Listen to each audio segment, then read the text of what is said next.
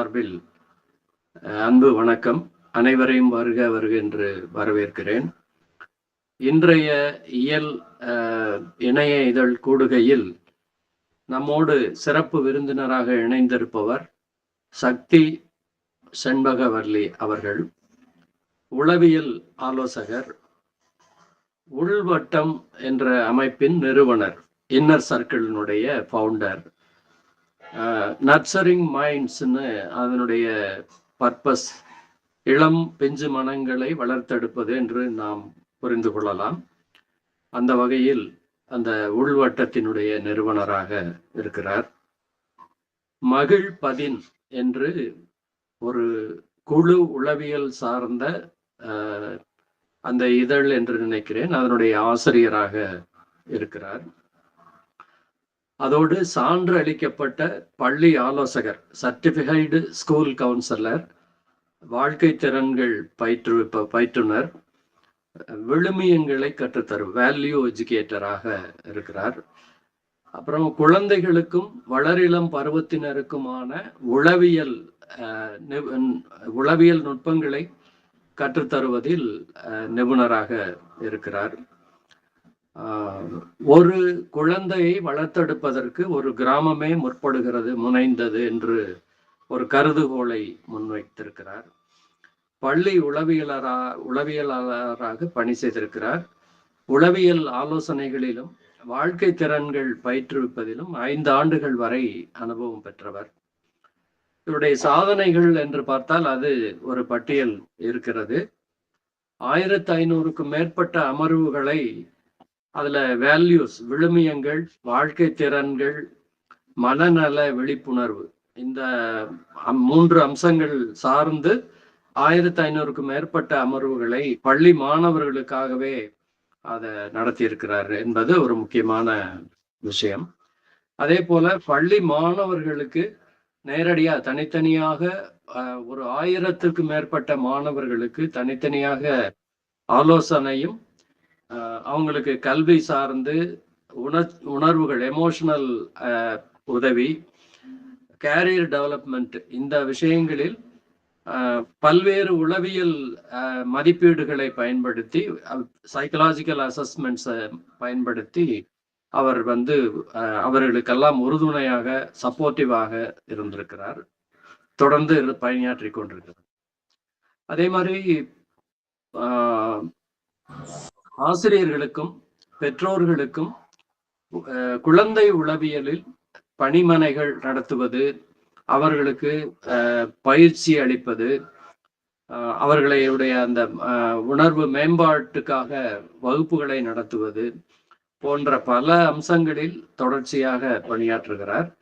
அதே மாதிரி conducted psychometric டெஸ்ட்டுங்க, psychometric பரிசோதனைகளை நடத்துவது, அதுக்காக ஜெனரேட்டட் ஸ்கோர்ஸ் ஜெனரேட் பண்றது, மதிப்பீடுகள் சார்ந்து அசஸ்மெண்ட் ரிப்போர்ட் அறிக்கைகள் தயாரிப்பது போன்ற கேரியர் கவுன்சிலிங் அமர்வுகளை நிறைய நடத்துறாங்க. அதுக்கு உளவியல் கருவிகளை பயன்படுத்துறாங்க. அதே மாதிரி வாழ்க்கை திறன்கள் மேம்பாட்டு மாடியூல் பயிற்சி கையேடுகளை தயாரிச்சிருக்கிறாங்க. அதற்கான பணிமனைகளுக்கான உள்ளடக்கங்கள், கண்டென்ட் டெவலப்மெண்ட்ல அதை முன்வைப்பதில், பிரசன்டேஷன்ஸ்ல, அதே மாதிரி நடவடிக்கைகள், அந்த ஆக்டிவிட்டி மாடியூல் பயிற்சி கையேடுகள் போன்ற பல விஷயங்களை NCERT, யூனிசெஃப் இந்த அமைப்புகளுடைய கரிக்குலம், பாடத்திட்டத்தின் அடிப்படையில டெவலப் பண்ணியிருக்காங்க. இன்னும் பல சிறப்புகள் அவங்களுக்கு இருக்கு. ஆனா அவங்க சொல்லியிருக்கிறது சுருக்கமா தான் சொல்லியிருக்காங்க. ஆகவே இவ்வளவு சிறப்புகள் மிக்க ஒரு நிபுணர் இன்று இணைய கூடுகையில் நம்மோடு இணைந்திருப்பது மிகுந்த மகிழ்ச்சி அளிக்கிறது. உங்கள் அனைவரின் சார்பிலும் அவரை வருக வருக என்று வரவேற்று அவர் தன்னுடைய உரையை தொடங்குமாறு அன்போடு கேட்டுக்கொள்கிறேன். நன்றி. ரொம்ப நன்றி ஐயா கமலாலயன் அவர்கள். நன்றி உதயசங்கரப்பா. இந்த இயல் கூடுகைக்கு முதல்ல நான் என்னுடைய வணக்கத்தை தெரிவிச்சுக்கிறேன். ஸோ இத்தனை பேர் ஆர்வமா வந்து இந்த நிகழ்வுல வந்து கலந்துக்கிறது ரொம்ப ரொம்ப சந்தோஷமா இருக்கு. ஸோ எல்லாருக்கும் வணக்கம். நான் பேசுறது தெளிவா கேக்குதா? கேக்குதுன்னா எனக்கு வந்து ஒரு தம்ஸ் அப் போடுவீங்களா? ஓகே. சிறப்பா கேக்குதா? சரி. நன்றி. ஓகே. ஸோ அதனால மகிழ்ச்சியும் வணக்கமும் சொல்லிக்கிறேன். இந்த வாய்ப்புக்கு ரொம்ப நன்றி சொல்லிக்கிறேன். இயல் கூடுகைக்கு. அப்புறம் வந்து ஒரு சின்ன விஷயம் என்னன்னா, எனக்கு கொஞ்சம் தொண்டை பிரச்சனையா இருக்கு. அத மட்டும் கொஞ்சம் பொறுத்துக்கணும். அது என்னன்னு தெரியல. ஒரு 2 நாளா கொஞ்சம் ஒரு கரகரப்பு, இருமல் இருக்குது. ஸோ அத கொஞ்சம் பொறுத்துக்கோங்க. ஸோ இன்னைக்கு வந்து முதல்ல உள்ளபடியே நான் சொன்னபடி ரொம்ப மகிழ்ச்சி. ஏன்னா நம்ம 8 to 10 அப்படிங்கிற இந்த டைம்ல வந்து இத்தனை பேர் வந்து இணைஞ்சிருக்கீங்க. ஸோ அந்த ஆர்வம், அப்புறம் வந்து நம்ம பேசக்கூடிய விஷயங்கள், அதாவது இது வந்து கண்டிப்பாக ஒரு உரையாடலாவும் எடுத்துட்டு போகணும் அப்படிங்கிறது தான் என்னுடைய எண்ணம். ஸோ முதல்ல வந்து நம்ம சில விஷயங்களை நம்ம வந்து தெரிஞ்சுக்கிட்டு, அதுக்கப்புறமா நம்ம வந்து நம்மளுடைய கேள்விகள், உரையாடல்கள், உங்க சஜஷன்ஸ் எல்லாமே நம்ம வந்து டிஸ்கஸ் பண்ணலாம். ஸோ அப்படிதான் நான் வந்து தயார் பண்ணியிருக்கிறேன். அதுக்கப்புறம் வந்து ரொம்ப அழகா சொன்னாங்க கமலாலயன் அவர்கள். அவங்க சொல்லும்போது ரொம்ப மகிழ்ச்சியா இருந்தது. ஸோ இன்னும் மேலும் நம்ம வந்து முடிந்த அளவுக்கு நம்ம வந்து குழந்தைகளோட பணியாற்றுவதற்கு நமக்கு வந்து அந்த இறையருள் கூட இருப்பாங்க அப்படிங்கிற நம்பிக்கையில இன்றைய உரை வந்து நான் ஒரு power point slide show create பண்ணியிருக்கிறேன். ஸோ அதை வந்து நான் இங்க ஷேர் பண்றேன். உங்களுக்கு தெரியுதான்னு சொல்லுங்க. அதுக்கப்புறம் வந்து அப்படி மெல்ல மெல்ல நான் வந்து முடிஞ்ச வரைக்கும் இந்த இருக்கிற எனக்கு கொடுக்கப்பட்ட ஒரு மணி நேரம், அது அந்த நேரத்துக்குள்ள நான் வந்து பேசி முடிச்சிட்டேன்னா அதுக்கப்புறம் நம்ம வந்து கலந்துரையாடிக்கலாம். அதுக்கு நடுவுல நிறைய சந்தேகங்களோ இல்லை ஏதாவது கருத்துக்கள் சேர்க்கணும் சொல்லணும் அப்படின்னா கூட நீங்க அதை நோட் செஞ்சுட்டு அதுக்கப்புறமா சொல்லும்போது நம்ம அதை பத்தியும் நம்ம பேசிக்கலாம். ஸோ நான் இப்போ அந்த ப்ரெசன்டேஷன் ஷேர் பண்ணிக்கிறேன்.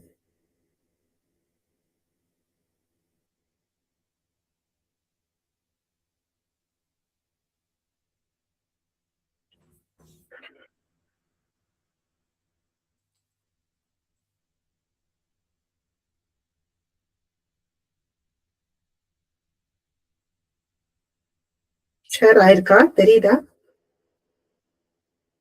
தெரியுதுங்க, தெரியுது. சரி சரி, ரொம்ப நன்றி. ஓகே.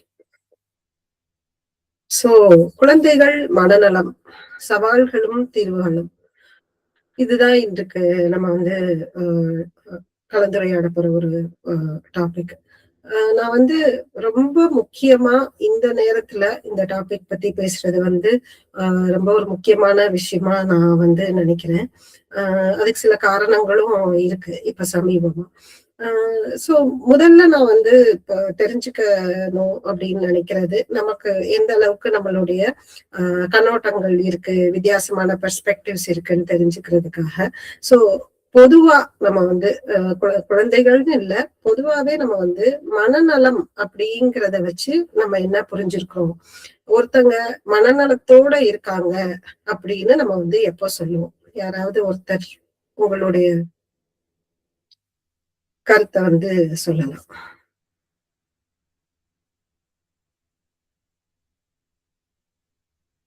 எப்போ வந்து மனநலத்தோட இருக்காங்கன்னு சொல்லுவோம், இல்லைன்னா எது மனநலம்? மேடம் அவங்களோட ஐக்யூ லெவல் கரெக்டா இருக்கும்போது அது மனநலம்னு சொல்லுவாங்க. ஓகே. ஐக்யூ அப்படிங்கிறது வந்து இந்த இன்டெலிஜென்ஸ் சம்பந்தமா சொல்றீங்க இல்லையா? சோ அந்த ஐக்யூ வச்சு அந்த ஐக்யூக்கு கூட ஒரு நம்பருக்கு மேல இருந்தா அவங்க மனநலம், நம்பருக்கு குறையா இருந்தா மனநலம் இல்லைன்னு சொல்றீங்க. சரி, சரிங்க சார். வேற? அவங்க இயல்புல இருந்தா சரியான மனநலத்துல இருக்காங்கன்னு அர்த்தம் மேடம். ஓகே. இயல்பா இருந்தா சரியான மனநிலை. வேற? மகிழ்வா இருந்தா? மகிழ்வா இருந்தா. எப்போதுமே நம்ம மகிழ்வா இருக்க முடியுமா? இல்லை. ஓகே. ஆனா முடிஞ்ச வரைக்கும் நம்ம மகிழ்ச்சியா இருக்கலாம் இல்லையா? சோ முடிஞ்ச வரைக்கும் நம்ம வந்து நம்ம மகிழ்ச்சியா வச்சுக்கலாம். குழந்தைகளாக இருக்கிற வரைக்கும் அவங்க மனநலம் நல்லா இருக்குன்னு அர்த்தம். குழந்தைகளுக்கு வந்துட்டு அழுத்தம் கொடுக்கும் போது அவங்க மனநலம் சரியில்லாம போகுதுங்கிறது என்னுடைய புரிதல். Okay okay, thank you sir. வேற உணர்ச்சிகளை கையால தெரிஞ்சா மனநலத்தோட இருக்காங்கன்னு சொல்லலாம், எக்ஸ்ட்ரீம் எமோஷன்ஸ்குள்ள போகாம. கரெக்ட். ஓரளவுக்கு அவங்களுடைய உணர்வுகளை கையாள தெரிஞ்சா நம்ம வந்து அவங்க மனநலத்தோட இருக்காங்கன்னு சொல்லலாம்.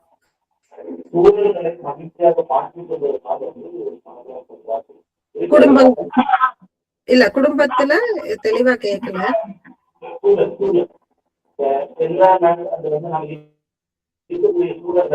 சூழல் சூழல் புரியுது புரியுது புரியுது. சரிங்க, நன்றி. அடாப்டபிலிட்டி, அதுக்கு அடாப்ட் ஆயிக்கிறாங்க, அந்த சூழலுக்கு ஏற்ற மாதிரி தன்னை தகவமைச்சுக்கிட்டா அவங்க மனநலம். சரி, ஓகே. சோ நமக்கு வந்து இப்ப கரெக்ட், இப்ப எல்லாரும் சொன்ன பாயிண்ட்ஸுமே வந்து ரொம்ப ரொம்ப வேலிடான பாயிண்ட்ஸ் தான். இது எல்லாமே சேர்ந்துதான் நம்ம வந்து சொல்றோம். சோ அவங்களுடைய அறிவாற்றல் நல்லா இருக்கணும், அவங்களுடைய உணர்வுகள் அவங்களுக்கு கையாள தெரியணும், அவங்க சூழலுக்கு ஏற்றபடி இருக்கணும். சோ இது மாதிரி நீங்க சொன்ன ஒவ்வொரு விஷயமுமே கண்டிப்பா வந்து மனநலத்தோட தொடர்புடையதுதான். சோ அப்போ வந்து குழந்தைகள் மனநலம் இல்ல நம்மளுடைய மனநலம் அப்படிங்கும் போது ஒரு சில ஆஸ்பெக்ட்ஸ் நம்ம வந்து செக் பண்ணி பார்ப்போம். அதாவது அவங்களுக்கு வந்து உடல் சார்ந்து அவங்க ஆரோக்கியமா இருக்காங்களா, நல்லா தூங்குறாங்களா, நல்லா சாப்பிடுறாங்களா, அவங்க வந்து நல்ல பிசிக்கலி ஆக்டிவா இருக்காங்களா, அவங்களுடைய எப்படி வந்து அவங்க உடல் சார்ந்து இயங்குறாங்க அப்படிங்கிறது ஒண்ணு. அதுக்கப்புறம் வந்து அவங்க மன ரீதியா அவங்க உணர்வுகளை வந்து எப்படி கையாளுறாங்க, அவங்க வந்து எந்த அளவுக்கு வந்து அவங்களுடைய சூழலுக்கு பொருந்தி போறாங்க அப்படிங்கிற விஷயம். அப்புறம் சில சமயங்கள்ல இந்த அறிவாற்றல் சம்பந்தப்பட்ட குறைபாடுகள் வந்து குழந்தைகளுக்கு இருக்கலாம், கல்வி சார்ந்த அழுத்தங்கள் சொன்னாங்க இல்லையா, சோ அதுவும் சேர்ந்து சோ அந்த விஷயங்களை அவங்க எப்படி வந்து ஹேண்டில் பண்றாங்க அப்படிங்கிறது. சோ இப்ப இத 3 வகையா நம்ம வந்து பிரிச்சுக்கலாம். ஒண்ணு அவங்களுடைய பிசிக்கல் வெல்பீயிங், நான் சொன்ன மாதிரி நல்லா பசிச்சு சாப்பிடணும், நல்ல போதுமான அளவு அவங்க வந்து தூங்கணும், அதுக்கப்புறம் நல்ல உடல் இயக்கம், அதுக்கப்புறம் வந்து பாத்தீங்கன்னா அவங்களுடைய எமோஷனல் வெல்பீயிங், அப்புறம் அவங்களுடைய சோசியல் வெல்பீயிங், மற்றவர்களுடன் பழகும் தன்மை, அந்த சூழலுக்கு ஏற்ற மாதிரி அவங்கள மாத்திக்கிறது. இந்த 3ம் ஓரளவுக்கு ஒரு குழந்தைக்கு வந்து ஆரோக்கியமா இருந்தது அப்படின்னு சொன்னா அதை வந்து நம்ம வந்து மனநலம் அப்படின்னு நம்ம புரிஞ்சுக்கலாம். சோ அப்ப வந்து இப்போ குழந்தைகளுக்கான மனநலம் அப்படின்னு நம்ம இப்ப வந்து கூடியிருக்கிறோம் இல்லையா. சோ இப்போ 8 to 10 இந்த செஷன் நம்ம முடிச்சதுக்கு அப்புறம் நம்ம ஃப்ரெண்ட்ஸ் கிட்டயோ நம்ம வீடுகள்லயோ நம்ம போய் நம்ம கிட்ட கேட்பாங்க, அப்ப நம்ம சொல்லுவோம் இந்த மாதிரி இப்படி ஒரு செஷன் நடந்தது, அதுல கலந்துக்கிட்டோம் அப்படின்னு சொல்லும் போது பெரும்பாலான இடங்கள்ல இந்த டைலாக் நம்ம கேட்டிருப்போம்.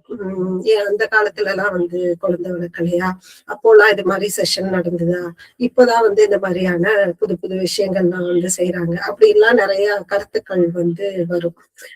இன்றைய காலகட்டத்தை பொறுத்த வரைக்கும் குழந்தைகளுடைய இந்த மனநலத்துக்கு சவாலா இருக்கக்கூடிய விஷயங்களா நீங்க என்ன நினைக்கிறீங்க?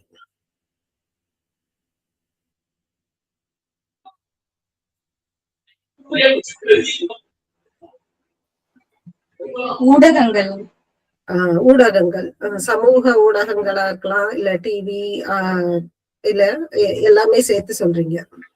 இது வந்து சவாலா இருக்கு. சரி, வேற சரியான பேரண்டிங் இல்லைனாலும் குழந்தைங்க பாதிக்கப்படுறாங்க. ஓகே, சரியான பேரண்டிங் இல்லாம கரெக்டா? சரிங்க.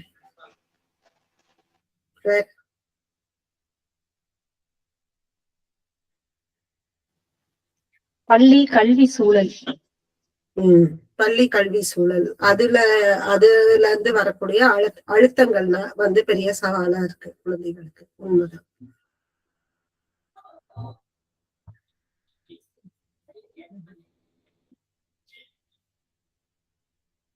வேற ஏதாவது பதில்?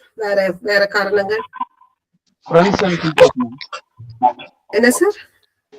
Friends and teachers ma'am. Friends அவங்க கொடுக்கக்கூடிய அழுத்தங்கள், டீச்சர்ஸ் கிட்ட இருந்து கிடைக்கக்கூடிய அழுத்தங்கள். வேற சமூகத்துல அவங்க பாக்குற சில தவறான விஷயங்களும் அவங்கள பாதிக்குது. சமூகம் வந்து கொஞ்சம் மோசமான விஷயங்கள் சுற்றி நடக்கும்போது அதோட தாக்கமும் குழந்தைகள் மேலயும் இருக்கு கண்டிப்பா.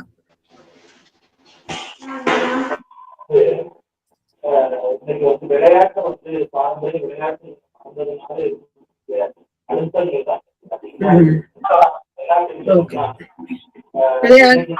மொபைல் கேம்ல விளையாடுறாங்க, இன்னைக்கு வந்து சோசியல் மீடியா பயன்படுத்துறாங்க. இன்னைக்கு டெக்னாலஜி டெவலப்மெண்ட் இருந்தாலும் கூட இன்னைக்கு பாரம்பரிய விளையாட்டுகளை மறந்ததுனால இருக்கக்கூடிய அழுத்தங்கள் தான் அவங்களுக்கு வந்து மென்டல் காக்னிட்டிவ் டெவலப்மெண்டோ பிசிக்கல் டெவலப்மெண்டோ இல்லாத ஒரு சூழல் இருக்குது.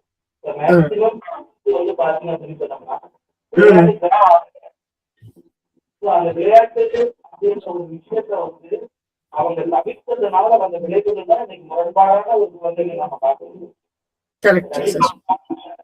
மேஜர் ரீசன் அப்படின்றத வந்து நான் சரி சரி, உண்மைதான் உண்மை. நிறைய விளையாட வந்து அனுமதிக்கப்படுறது இல்ல, அதுக்கான சூழல் இல்ல, அதுக்கான பல காரணங்கள் இருக்கு. சோ விளையாட்டு கண்டிப்பா வெகுவாவே குறைஞ்சு போய்தான் இருக்கு, அதுல வந்து மாற்று கருத்தே கிடையாது. அதுவும் ஒரு சவால் தான், இன்றைய குழந்தைகள் வந்து சந்திக்கக்கூடிய ஒரு சவால். ரொம்ப நன்றி. சோ இப்போ வந்து நம்ம இன்றைய காலகட்டத்துல நான் இன்னைக்கு இதை ரொம்ப முக்கியமான ஒரு டிஸ்கஷனா நான் நினைச்சுக்கிட்டேன் அப்படின்னு சொன்னா, சமீபத்துல இப்ப நீங்க எல்லாருமே பார்த்திருப்பீங்க, போன வாரம் நம்முடைய குழந்தைகள் இந்தியா முழுக்க போன ஞாயிற்றுக்கிழமை வந்து நீட் ரீ எக்ஸாம் எழுதிட்டு வந்திருக்காங்க.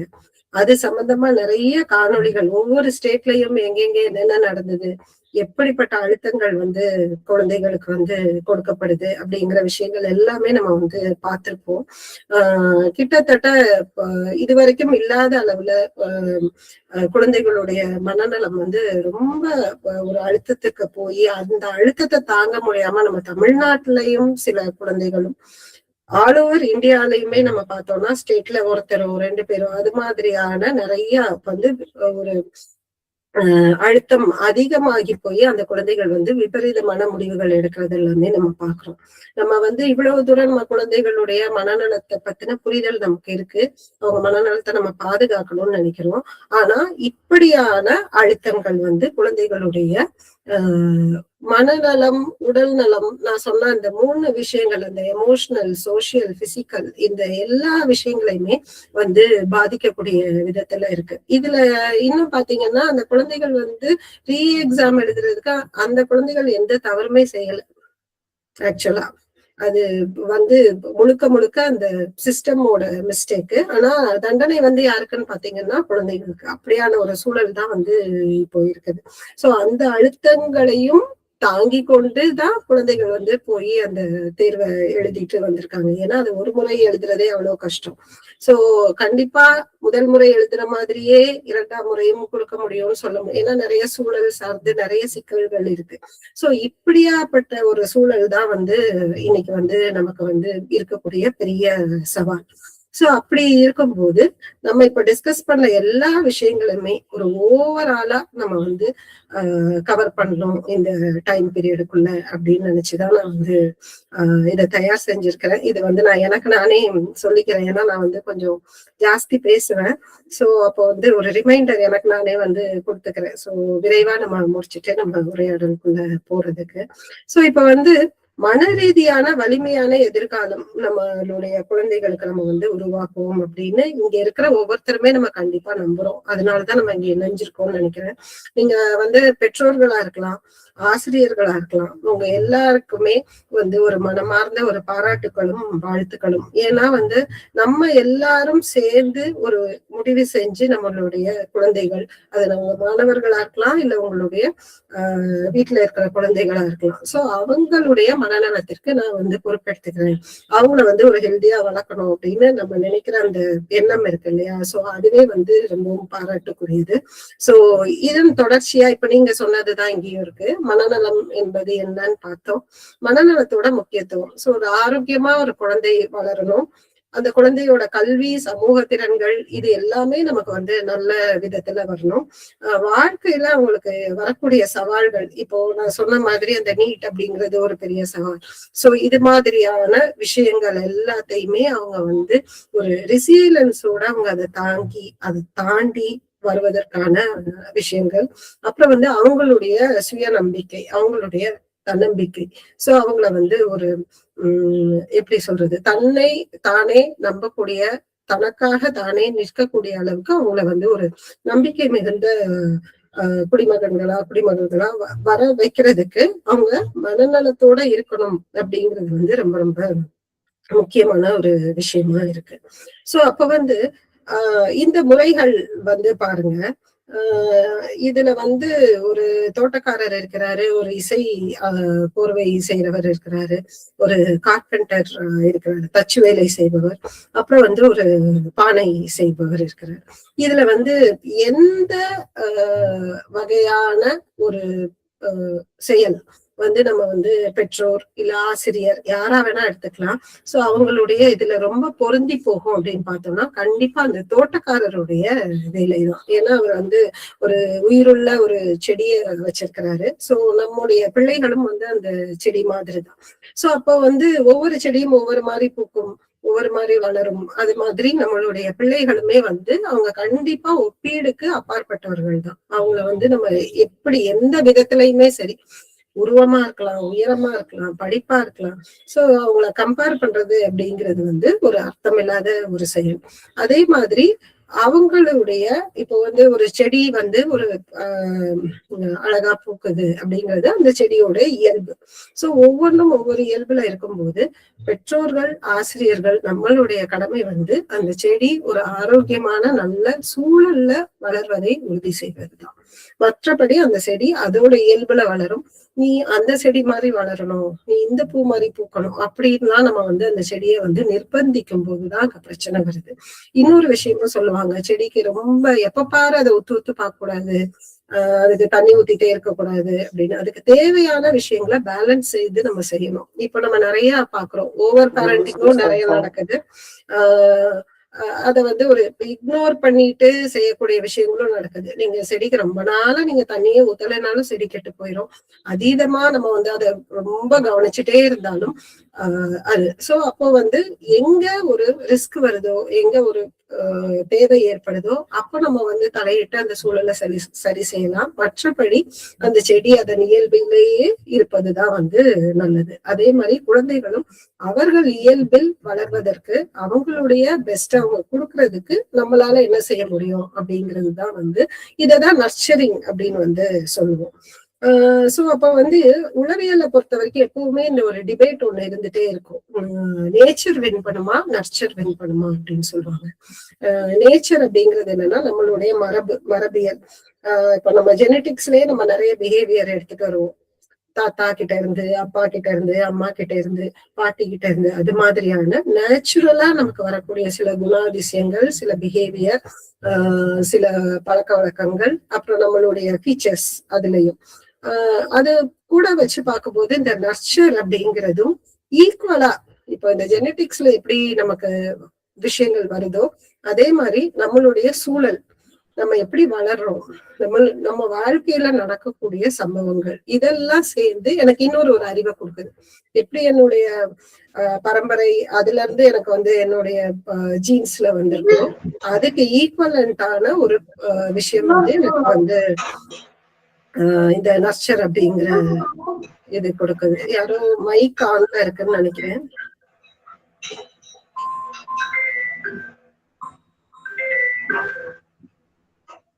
கொஞ்சம் அன்மியூட் பண்ணீங்கன்னா, சாரி மியூட் பண்ணீங்கன்னா நினைக்கிறேன். சோ அது வந்து நம்ம நர்ச்சர் அப்படின்னு சொல்றோம். இன்னும் இதுக்கு ஒரு பெஸ்ட் எக்ஸாம்பிள் சொல்லணும்னா, நம்ம ஆளவந்தான் அப்படிங்கிற ஒரு திரைப்படம் வந்தது, கமலஹாசன் நடிச்சது இல்லையா? சோ அந்த திரைப்படத்துல ட்வின்ஸ் 2 பேர் இருப்பாங்க. ஒரு கமல் வந்து ஆர்மி ஆபீசரா இருப்பாரு, இன்னொரு கமல் வந்து நிறைய ஒரு சோசியோபாத்தா இருப்பாரு. அது அவருக்கு நிறைய சைக்காலஜிக்கல் டிசார்டர்ஸ் இருக்கும். அதோட அவர் வந்து நிறைய குற்ற செயல்கள்ல ஈடுபடக்கூடியவரா இருப்பாரு. அவங்க 2 பேருக்குமே இந்த நேச்சர் வந்து ஒண்ணுதான். ஜெனட்டிக்ஸ் ஒண்ணுதான், ஏன்னா அவங்க ஐடென்டிக்கல் ட்வின்ஸா இருப்பாங்க. ஆனா நர்ச்சர், அந்த சூழல் வந்து மாறும்போது அவங்களுடைய என்டையர் பர்சனாலிட்டியே சேஞ்ச் ஆயிரும். அவங்களுடைய பிசிக்கல் ஃபீச்சர்ஸ் எல்லாமே ஒண்ணு போல இருந்தா கூட அவங்க என்ன காரியத்துக்காக, அவங்களுடைய பர்சனாலிட்டி என்ன, அவங்களுடைய நோக்கம் என்ன அப்படிங்கிறதுல இருந்து டிஃபரன்ஸ் வரும். அதை முழுக்க முழுக்க அந்த சூழல் தான் தீர்மானிக்குது அப்படிங்கிறது. சோ அப்ப வந்து அந்த நேச்சர் அப்படிங்கிற விஷயத்துல நம்ம வந்து தேர்ந்தெடுக்கக்கூடிய ஒரு வாய்ப்பு நமக்கு கிடையாது. எந்த குழந்தை எங்க பிறக்கணும், நமக்கு என்ன குழந்தை பிறக்கணும், அந்த குழந்தை வந்து அவங்க அம்மா அப்பாவை செலக்ட் பண்றது, இதுக்கான எந்த வாய்ப்பும் இல்லை. ஆனா இந்த நர்ச்சர் அப்படிங்கிறத நம்மளால ஓரளவுக்கு நம்ம குழந்தைகளுக்கு நல்ல விதமா நம்ம வந்து கொடுக்க முடியும். அந்த சூழலையும் அவங்களுடைய வாழ்க்கை அனுபவங்கள்ல வந்து நம்ம ஓரளவுக்கு நம்மளால முடிஞ்ச அளவுக்கு கண்டிப்பா சரி செஞ்சு கொடுக்க முடியும் அப்படிங்கிறதுதான். சோ இப்போ இந்த தோட்டக்காரருடைய ரோல் வந்து இந்த இடத்துல நல்லா கனெக்ட் ஆகுது இல்லையா? சோ அப்போ இந்த புரிதலோட தான் நம்ம வந்து நம்மளுடைய குழந்தைகளை அணுகணும். இது ரொம்ப ரொம்ப அடிப்படையான ஒரு விஷயம். சோ இப்ப வந்து என் குழந்தை இப்ப எப்படி இருக்கோ அப்படியே எனக்கு பிடிக்கும் அப்படின்னு நம்ம வந்து அப்படியே நான் அதை ஏத்துக்கிறேன், அப்படியே நான் அதை அக்செப்ட் பண்ணிக்கிறேன் அப்படிங்கிற ஒரு புள்ளியில இருந்துதான் நம்ம வந்து தொடங்க முடியும் இந்த உரையாடலை அப்படின்னு நான் வந்து எடுத்துக்கிறேன். எனக்கு இந்த மாதிரி மாத்தணும், அந்த மாதிரி மாத்தணும் அப்படிங்கிறது இல்லாம என் குழந்தை இப்போ வந்து இப்போ இருக்கிற நிலைமையில அது இருக்கு அப்படின்னு சொன்னா அதுக்கு அந்த சூழல், அதோட லைஃப் எக்ஸ்பீரியன்சஸ், அதற்கு அந்த அனுபவத்திலிருந்து கிடைத்த அறிவு, இதெல்லாம் தான் காரணங்கிறத நான் அக்செப்ட் பண்ணிக்கிறேன். நான் இதுல இருந்து என்னுடைய குழந்தை வந்து இன்னும் நல்ல ஒரு பாசிட்டிவான இதுக்கு சூழலுக்கு நான் எடுத்துட்டு போவேன் அப்படிங்கிற புரிதலோட நம்ம வந்து மேற்கொண்டு செல்லலாம். சோ இதுல வந்து முதல்ல நம்ம பார்க்க போற விஷயங்கள் வந்து பாத்தீங்கன்னா கல்வி சார்ந்து ஏற்படக்கூடிய அழுத்தங்கள் தான். பள்ளி, ஸ்கூல் அப்படிங்கிற அந்த வார்த்தையோட அர்த்தம் என்ன அப்படின்னு சொல்லிட்டு கேட்டாங்க. இப்ப நான் வந்து ஸ்பெஷல் எஜுகேஷனும் படிச்சுட்டு இருக்கேன், உளவியல் கூட சேர்ந்து இந்த கற்றல் விஷயங்களை பத்தி எல்லாம் தெரிஞ்சுக்கிறதுக்காக. சோ அப்போ அந்த முதல் வகுப்புல கேட்கும் போது புரியவே இல்லை. ஸ்கூல்னா பள்ளி அப்படிதானே அப்படின்னு நினைச்சிட்டு இருந்தோம். இல்ல, அந்த ஸ்கூலுங்கிற வார்த்தை வந்து கண்டிப்பா ஒரு கிரீக்கோ இல்ல லாட்டின் வேர்ட்ல இருந்தா வந்திருக்கும். அதை என்னன்னு கண்டுபிடிங்கன்னு சொல்லும் போது பார்த்தா ஸ்கூல் அப்படிங்கிற வார்த்தையோட ஒரிஜினல் டேர்ம் வந்து கிரீக்ல இருந்து வந்திருக்கு. ஸ்கூல் அப்படிங்கிற ஒரு இதுல இருந்து. அது என்ன சொல்றதுன்னா லெஷரா இருக்கிற இடமா. ஸ்கூல் அப்படிங்கிறது வந்து அங்க வந்து இந்த சாக்ரட்டிஸ், பிளாட்டோ இவங்க எல்லாம் இருப்பாங்க இல்லையா, அது மாதிரி அறிஞர்கள் எல்லாம் வந்து அவங்களுடைய கடமைகள் எல்லாம் முடிச்சுட்டு, அன்றாட வேலைகள் எல்லாம் முடிச்சுட்டு லெஷரா ஒரு குகை மாதிரி ஒரு பாறை மாதிரி இருக்கிற இடங்கள்ல உட்கார்ந்து அறிவுபூர்வமான விவாதங்கள் செய்வது வந்து ஸ்கூல் அப்படின்னு சொல்லியிருக்காங்க. சோ அந்த நேரங்கள்ல அப்புறம் அந்த மாதிரி அறிஞர்கள் கூடுறத பார்த்துட்டு அவங்க கிட்ட குழந்தைகளை கொண்டு வந்து விடுறாங்க. இந்த மாதிரி வீட்டுல சும்மா தானே விளையாண்டுட்டு இருக்கான், 4 விஷயங்கள் கற்றுக்கிட்டோம், அவங்களும் 4 விஷயங்கள் அறிவுபூர்வமா தெரிஞ்சுக்கணும். இப்படிதான் இந்த ஸ்கூல் அப்படிங்கிற விஷயம் வந்திருக்கு. ஆனா இன்னைக்கு வந்து அப்படியே இதுக்கு முற்றிலும் ஒரு எதிரான நிலைப்பாடுல தான் வந்து ஸ்கூல்ஸ் இருக்கு. ஸ்கூல்ல தான் அழுத்தங்கள் வந்து ரொம்ப ஜாஸ்தி இருக்கு. அதுலயும் இப்போ நிறைய பள்ளிகள்ல வந்து பாத்தீங்கன்னா ஒரு விடுமுறை அப்படின்னு அறிவிச்சாங்கன்னா அந்த அறிவுக்கு பின்னாடியே அசைன்மெண்ட்ஸ் அப்படிங்கிற ஒரு விஷயம் வந்து எல்லா பள்ளிகள்லயுமே இப்போ வந்து அதை வந்து ஒரு கடமையா செஞ்சுட்டு இருக்காங்க. அது 2 நாள் லீவா இருந்தாலும் சரி, ஏன்னா அவங்களை பொறுத்த வரைக்கும் அந்த புத்தகம், பெண்ணு, நோட்டை வந்து டச் பண்ணிட்டே இருக்கணும், எழுதிட்டே இருக்கணும், படிச்சுட்டே இருக்கணும். அப்பதான் அது கற்றல் அப்படிங்கிறது. அதை தாண்டிய கற்றலும் இருக்கு, ஒரு வெளி இருக்கு அப்படிங்கிறது வந்து தெரியறது இல்லை. அதனால கண்டிப்பா அழுத்தங்கள் வந்து வந்துருது குழந்தைகளுக்கு. சோ அப்போ சிக்கல், இப்போ இருக்கக்கூடிய சவால், சிக்கல், பிரச்சனை அப்படின்னு நம்ம வந்து பார்த்தோம் அப்படின்னு சொன்னா இந்த கல்வி நிலையங்கள்ல கற்றல்ல இருக்கிறது மெதுவாக கற்றல். ஒரு எல்லாரும் ஒரு இயல்புல கற்றுட்டு இருக்காங்கன்னா ஒரு சில குழந்தைகள் மட்டும் கொஞ்சம் மெதுவா கத்துக்கிறாங்க அப்படிங்கிறது. அப்புறம் வந்து கவனம் செலுத்துவதுல வந்து சிரமம், அட்டென்ஷன் வந்து பத்தல, போக்கஸ் இல்ல, அட்டென்ஷன் டெஃபிஷியண்டா இருக்கு, அவங்களால ஒரு குறைஞ்ச நேரம் கூட கவனம் செலுத்த முடியல அப்படிங்கிறது. அப்புறம் வந்து இந்த கற்றல் இடைவெளிகள், இது நம்ம நிறைய எப்போத்துல இருந்து ரொம்ப சொல்ல ஆரம்பிச்சிருக்கோம் வெளியேனா இந்த கொரோனாக்கு அப்புறம் நிறைய சொல்றோம். இந்த லேர்னிங் கேப்ஸ் அப்படின்னு சொல்றோம். ஆனா அதுக்கு முன்னால இருந்தும் இது இருந்திருக்கு. இப்போ ஒரு குழந்தை வந்து 9ஆம் வகுப்புல இருக்குது, ஆனா அதோட கற்றலோட லெவல் வந்து பாத்தீங்கன்னா அது ஒரு 5ஆம் வகுப்போ 4ஆம் வகுப்போ தான் இருக்குன்னா அது இடைவெளி அப்படின்னு சொல்றோம். இப்படி இருக்கும்போது ஒரு அடிப்படை தெரியாம அந்த குழந்தையால அந்த 9ஆம் வகுப்பை பாஸ் பண்ண முடியாது. அதுக்கப்புறம் பாத்தீங்கன்னா இந்த லோ மோட்டிவேஷன், குறைந்த ஆர்வம், இன்ட்ரெஸ்ட் இல்ல, எனக்கு மோட்டிவேஷன் இல்ல, எனக்கு வந்து அந்த படிக்கக்கூடிய அந்த நோக்கம் வந்து இல்லை அப்படிங்கிறது. அதுக்கப்புறம் வந்து கற்றல் குறைபாடு, இது வந்து கொஞ்சம் சீரியஸான பிரச்சனை. அதாவது நிறைய தாரே ஜமீன் பர் அப்படின்னு ஒரு படம் எடுத்தாங்க அமெரிக்கா, அதுல விளக்கி இருப்பாங்க. இந்த கற்றல் குறைபாடு அப்படிங்கிறது வந்து அவங்களுக்கு வந்து அவங்களுடைய மூளை வித்தியாசமா செயல்படும். அப்ப வந்து அவங்களால ஒரு எப்படி மற்ற குழந்தைகள் படிக்கிற வழியில படிக்க முடியாது, வேற ஒரு சிறப்பான வழியில படிக்க முடியும் அப்படிங்கிறது. அதாவது இந்த உலகத்துல கற்றுக்கொள்ள முடியாத குழந்தைன்னு ஒரு குழந்தையே கிடையாது. ஆனா நமக்கு அந்த குழந்தைக்கு புரியும்படி கற்றுத்தர தெரியலன்னு வேணா நம்ம அதை சொல்லிக்கலாமே தவிர, எல்லா வழியிலும் எல்லா வகையிலும் குழந்தைகள் கற்றுக்கொள்ள ரெடியாகவே இருக்கிறாங்க. ஹெலன் கெல்லர் அதுக்கு உதாரணமா நம்ம வந்து சொல்லலாம். காதும் கேட்காது, கண்ணும் தெரியாது, வாயும் பேச முடியாது, இப்படி இருக்கக்கூடிய ஒரு குழந்தைக்கு அந்த ஹெலன் கெல்லருடைய ஆசிரியர் அவங்க வந்து கற்றுக் கொடுத்தாங்க. சோ அதுக்கு ஒரு வழி கண்டுபிடிச்சு அதுக்கு கற்றுக் கொடுத்தாங்க. சோ அப்படி இருக்கும்போது இந்த உலகத்துல படிக்காத குழந்தை, படிக்க முடியாத குழந்தைன்னு ஒண்ணு கிடையாது. அதுக்கு ஏத்த வகையில நம்ம வந்து சொல்லி கொடுக்கணும்ன்றதுதான். சோ இந்த விஷயங்கள் எல்லாமே வந்து ஒரு ப்ரீகேஜி குழந்தையில இருந்து அந்த குழந்தை +2 முடிக்கிற வரைக்கும் இத தொடர்ந்து வந்துகிட்டே இருக்கு. அந்த குழந்தைகள் மேல வந்து ஒரு பேரண்ட் டீச்சர்ஸ் மீட்டிங்கோ இல்ல அவங்க ஆசிரியரை போய் பார்க்கும்போது அதை சொல்றாங்க, அவனுக்கு ஒரு மோட்டிவேஷன் இல்லை, ஆர்வம் இல்லை, கியூரியாசிட்டி இல்லை, மறந்து போயிடறான், இது மாதிரியான விஷயங்கள் வந்து கொடுத்துட்டே இருக்காங்க.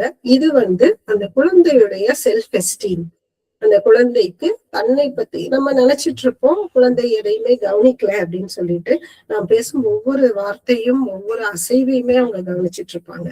அப்போ ஒரு டீச்சர் வந்து இவனுக்கு மேக்ஸே வரமாட்டேங்குது அப்படின்னு அந்த குழந்தை முன்னாடி பெற்றோர்கிட்ட சொல்லும் போது அந்த குழந்தை நம்ப ஆரம்பிக்குது, எனக்கு மேக்ஸே வரமாட்டேங்குது, எனக்கு மேக்ஸ் வராது அப்படின்னு. திரும்ப வீட்டுக்கு போய் அவங்க பெற்றோர் அவங்க டீச்சர் சொன்னாங்க இல்லையா, அவ நம்ம டெய்லி மேக்ஸ் போடுவோம், உனக்குதான் மேக்ஸ்ல நீ வீக்கா இருக்கு, மறுபடியும் அந்த குழந்தை நினைக்குது எனக்கு மேக்ஸ் வராது. சோ இப்படியான ஒரு இம்பாக்ட் வந்து அந்த குழந்தைகள் மேல இந்த விஷயங்கள் எல்லாம் நம்ம வந்து சொல்லும் போது அவங்களுக்கு அது வருது. அது அவங்களுடைய செல்ஃப் எஸ்டீம், அவங்களுக்கு ஒரு சுயமா தன்னை பற்றி ஒரு ஒப்பீனியன் இருக்கும் இல்லையா, அதுல இது வந்து சேஞ்சஸ் நிறைய கொடுக்குது. அப்போ இந்த மாற்றங்கள் வர வர அந்த குழந்தை என்ன பண்ணும் அப்படின்னு சொன்னா, அதிகமா ஆன்சர் சொல்லாது, அதோட அந்த துருதுருப்பு அந்த வேகம் அதெல்லாம் குறைஞ்சு போயிடும். தன்னைத்தானே வந்து ஒரு சுருக்கிக்கிற மாதிரியான ஒரு சூழல்ல தான் வந்து அந்த குழந்தை வந்து இருக்கும். அதுக்கு ஒரு உதவியோ ஒரு ஆதரவோ எங்க கேட்கணும்னு தெரியாததுனால அந்த குழந்தை வந்து உள்ளுக்குள்ளேயே ரொம்ப கஷ்டப்பட்டுட்டு இருக்கும். ஆனா அந்த குழந்தைக்கு நம்ம என்ன சொல்லுவோம்னா, ஏன் நீ கான்பிடென்டா இருக்க மாட்டேன்ற, நீ கான்பிடென்டா இருக்கணும், நீ பேசணும், நீ வந்து செய்யணும், இப்படி எல்லாம் நம்ம வந்து நிறைய அறிவுரைகள் சொல்லுவோம். சோ இப்படியான அழுத்தங்கள் வந்து கல்வி சார்ந்து ஏற்படுது. சரி, இப்போ சவால் பார்த்துட்டோம், உடனடியாவே நம்ம அதுக்கான தீர்வுகள் நம்ம என்னென்னலாம் முயற்சி பண்ணி பார்க்கலாம் அப்படிங்கிறதையும் நம்ம வந்து பார்ப்போம். சோ இப்ப வந்து கற்கும் முறைகளை கண்டறிதல், அதாவது நான் முதல்ல சொன்ன மாதிரி எல்லா குழந்தைகளும் ஒரே மாதிரி கற்க மாட்டாங்க. ஏன் நம்மளே இங்க நம்ம இத்தனை பேர் இங்க இருக்கிறோம், எல்லாருடைய புரிந்து கொள்ளும் திறனும் ஒரே மாதிரி இருக்காது. ஒவ்வொருத்தரும் ஒவ்வொரு விஷயத்த ஒவ்வொரு பெர்ஸ்பெக்டிவ்ல பார்ப்போம். அப்படி இருக்கும்போது ஒரு வகுப்புல இருக்கிற எல்லா குழந்தைகளும் ஒரே மாதிரி கற்றுக்க மாட்டாங்க. அப்போ நம்முடைய குழந்தை எந்த முறையில கத்துக்கிறாங்க, அவங்க விஷுவலா பார்த்து அப்படியே கிராஸ் பண்ணி அத புரிஞ்சுக்கிறாங்களா, இல்ல கேட்டு நம்ம சொல்ல கேட்டு அதை அப்படியே ரிப்பீட் பண்ணி அப்படி புரிஞ்சுக்கிறாங்களா, இல்லைன்னா ஒரு சில குழந்தைகள் இந்த ரொம்ப ஸ்போர்ட்ஸ்ல டான்ஸ்ல ஃபுட்பால்ல எல்லாம் ஆர்வமா இருக்கிறவங்களுக்கு வந்து இந்த உட்கார்ந்து படிக்கக்கூடிய பொறுமையே இருக்காது. நீங்க பாத்தீங்கன்னா தெரியும், ஆடிட்டு இருப்பாங்க, கிளாஸ்லயே பாத்தீங்கன்னா நிக்க சொன்னா அப்படியே அசைஞ்சுக்கிட்டே தான் நிற்பாங்க. இந்த கைனஸ்தெட்டிக் அப்படின்னு சொல்லுவோம். அவங்களுக்கு எல்லாம் வந்து ஒரு ப்ராஜெக்டா செஞ்சாலோ இல்ல ஒரு ப்ராக்டிக்கலா செஞ்சாலோ இல்ல அவங்களுக்கு ஏதாவது எக்யூப்மெண்ட்ஸ் கொண்டு வந்து கிளாஸ்ல ஒரு டெமோ செஞ்சு காமிச்சாலும் ரொம்ப ஈஸியா புரிஞ்சுக்குவாங்க.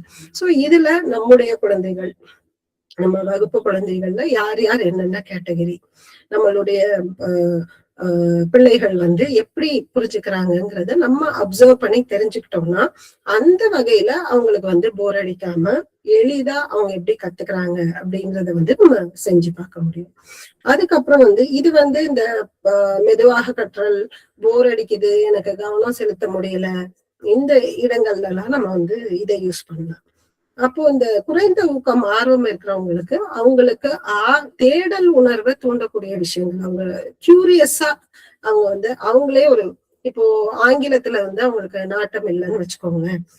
ஒரு தெரியாத ஒரு வார்த்தையை சொல்லி இதுக்கான அர்த்தத்தை நீ கண்டுபிடிச்சிட்டு வா, நீ நெட்ல போடு, இல்ல எங்கனாலும் ஏதோ ஒரு நீ நாளைக்கு இது வரும்போது கண்டுபிடிச்சிட்டோம். அந்த மாதிரியான ஒரு தேடல் குறித்த விஷயங்கள் கொடுத்தா அவங்களுக்கு மோட்டிவேஷன் வரும். பாராட்டுதல், அது என்னவோ தெரியல, நம்ம ஊர்ல வந்து காசு பணம் கேட்டா கூட கொடுத்துருவாங்க போல. நமக்கு வந்து அந்த அப்ரிஷியேட் பண்றது அப்படிங்கிறது வந்து நமக்கு அது வரும். என்னைக்குமே அது ஒரு பற்றாக்குறையாவே இருக்கும். அது ஏன்னே தெரியல. அதுவும் குழந்தைகள் விஷயத்துல வந்து ஒரு சின்ன ஒரு முன்னேற்றம் அதை பார்த்தா கூட நம்ம அதை நோட்டீஸ் பண்ணி அதை அப்சர்வ் பண்ணி அதை நம்ம அப்ரிஷியேட் பண்ணும்போது ஆட்டோமேட்டிக்கா அது பல மடங்கா வந்து பெருகும். அது என்னவோ அது நமக்கு குற்றங்கள் தான் எப்பவுமே முதல்ல தெரியுது. நம்ம என்னைக்குமே வந்து ஒரு குழந்தை நல்ல சமத்தா ஒரு குழந்தை இருந்தது அப்படின்னு சொன்னா அதை அப்ரிஷியேட் பண்றதை விட எந்த குழந்தை ரொம்ப நாட்டியா இருக்கோ அதுகிட்டதான் நம்ம அட்டென்ஷனும் முதல்ல போகுது. சோ அதையுமே நம்ம வந்து கொஞ்சம் கவனத்துல எடுத்துக்கணும். இந்த ரெமடியல் எஜுகேஷன், குறைதீர் கல்வி அப்படிங்கிறது வந்து இந்த கற்றல் குறைபாடு இருக்கிற குழந்தைகள், அதாவது டிஸ்லெக்சியா அப்படின்னு சொல்லுவோம், டிஸ்கிராஃபியா, அப்புறம் டிஸ்கால்பியா அப்படின்லாம் இருக்கு. இந்த டிஸ்லெக்சியா அப்படிங்கிறது வந்து என்னன்னா ரீடிங், அந்த ஆல்பபெட்ஸ் ஞாபகம் வச்சுக்கிறதுல இருக்கிற பிரச்சனை. ரீடிங்ல அவங்களுக்கு பிரச்சனை இருக்கிறதுனால ரைட்டிங்லயும் பிரச்சனை இருக்கும். ஆல்பபெட்ஸ நம்ம எத்தனை தடவை சொல்லி கொடுத்தாலும் அவங்க மறந்து போயிடுவாங்க.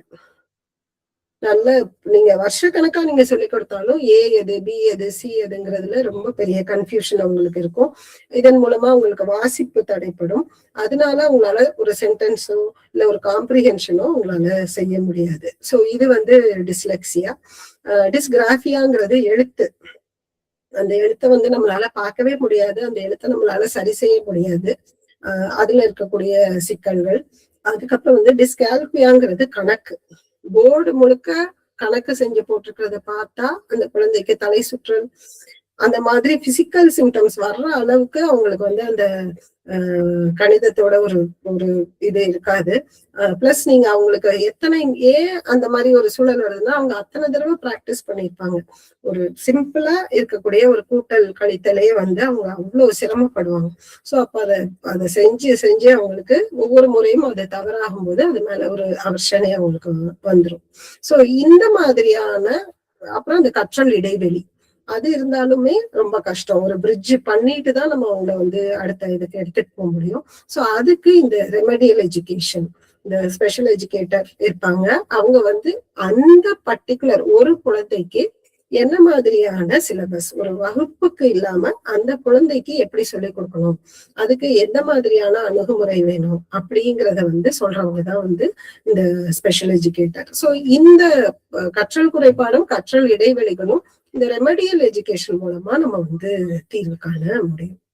சோ இதுதான் வந்து இன்றைய குழந்தைகளுக்கு இருக்கக்கூடிய கற்றல் சார்ந்த சவால்களும் அதுக்கான நம்ம கண்ணு முன்னாடி இருக்கக்கூடிய சில தீர்வுகளும். இது வந்து சமீப காலங்கள்ல ரொம்ப நம்ம பேசக்கூடிய விஷயங்கள் இந்த பிஹேவியர் இஷ்யூஸ் சொல்லுவோம், நடத்தை சார்ந்த பிரச்சனைகள். வகுப்புகளுக்கு போனா நான் நிறைய இப்போ வித்தியாசமான பள்ளிகள், தனியார் பள்ளி, சிபிஎஸ்இ, மெட்ரிகுலேஷன், அரசு உதவி பெறும் பள்ளி, அரசு பள்ளி, இப்படி எல்லா பள்ளிகளுக்கும் தொடர்ச்சியா போய்கிட்டே இருக்கும். அங்க ஒண்ணு போல நம்ம பார்க்கக்கூடிய அந்த விஷயங்கள் என்னன்னா இந்த வகுப்பறைக்குள்ள அந்த குழந்தைகளுடைய ஒரு ரெஸ்ட்லெஸ்னஸ். அது எல்லாருமே வந்து இந்த கோவிடுக்கு பிந்தைய காலகட்டங்கள்ல ஆசிரியர்களுமே நிறைய அதை பார்த்திருக்காங்க. ஸோ இந்த மாதிரி ரொம்ப ரெஸ்ட்லெஸ்ஸா குழந்தைகள் இருக்கிறாங்க. அவங்களுடைய நடத்தையில வந்து பெரிய சேஞ்சஸ் வந்திருக்கு அப்படிங்கிறது. ஸோ இந்த மாதிரியான நிறைய வன்முறை, நிறைய இந்த விஷயங்கள் இதெல்லாம் நடக்குது அப்படின்னு சொல்றாங்க. ஸோ இந்த வன்முறை பத்தி பேசும்போது நான் வந்து இப்போ பெற்றோர்கள் கிட்டையும் ஆசிரியர்கள் கிட்டையும் கேட்கக்கூடிய ஒரு கேள்வி என்னன்னா, எதனால இந்த மாதிரியான நடத்தை மாறுதல்கள் வந்திருக்குன்னு நினைக்கிறேன்?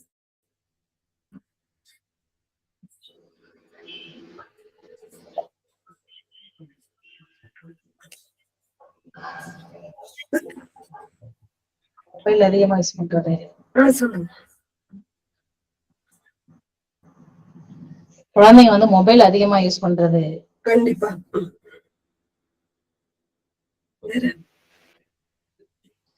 முன்னாடி பேரண்ட்ஸ் சண்டை போடுறது.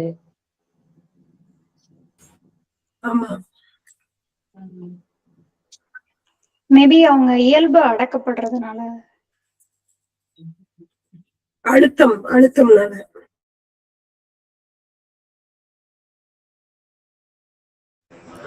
குழந்தைகளோட உரையாடல் ரொம்ப குறைந்து போயிருக்கு.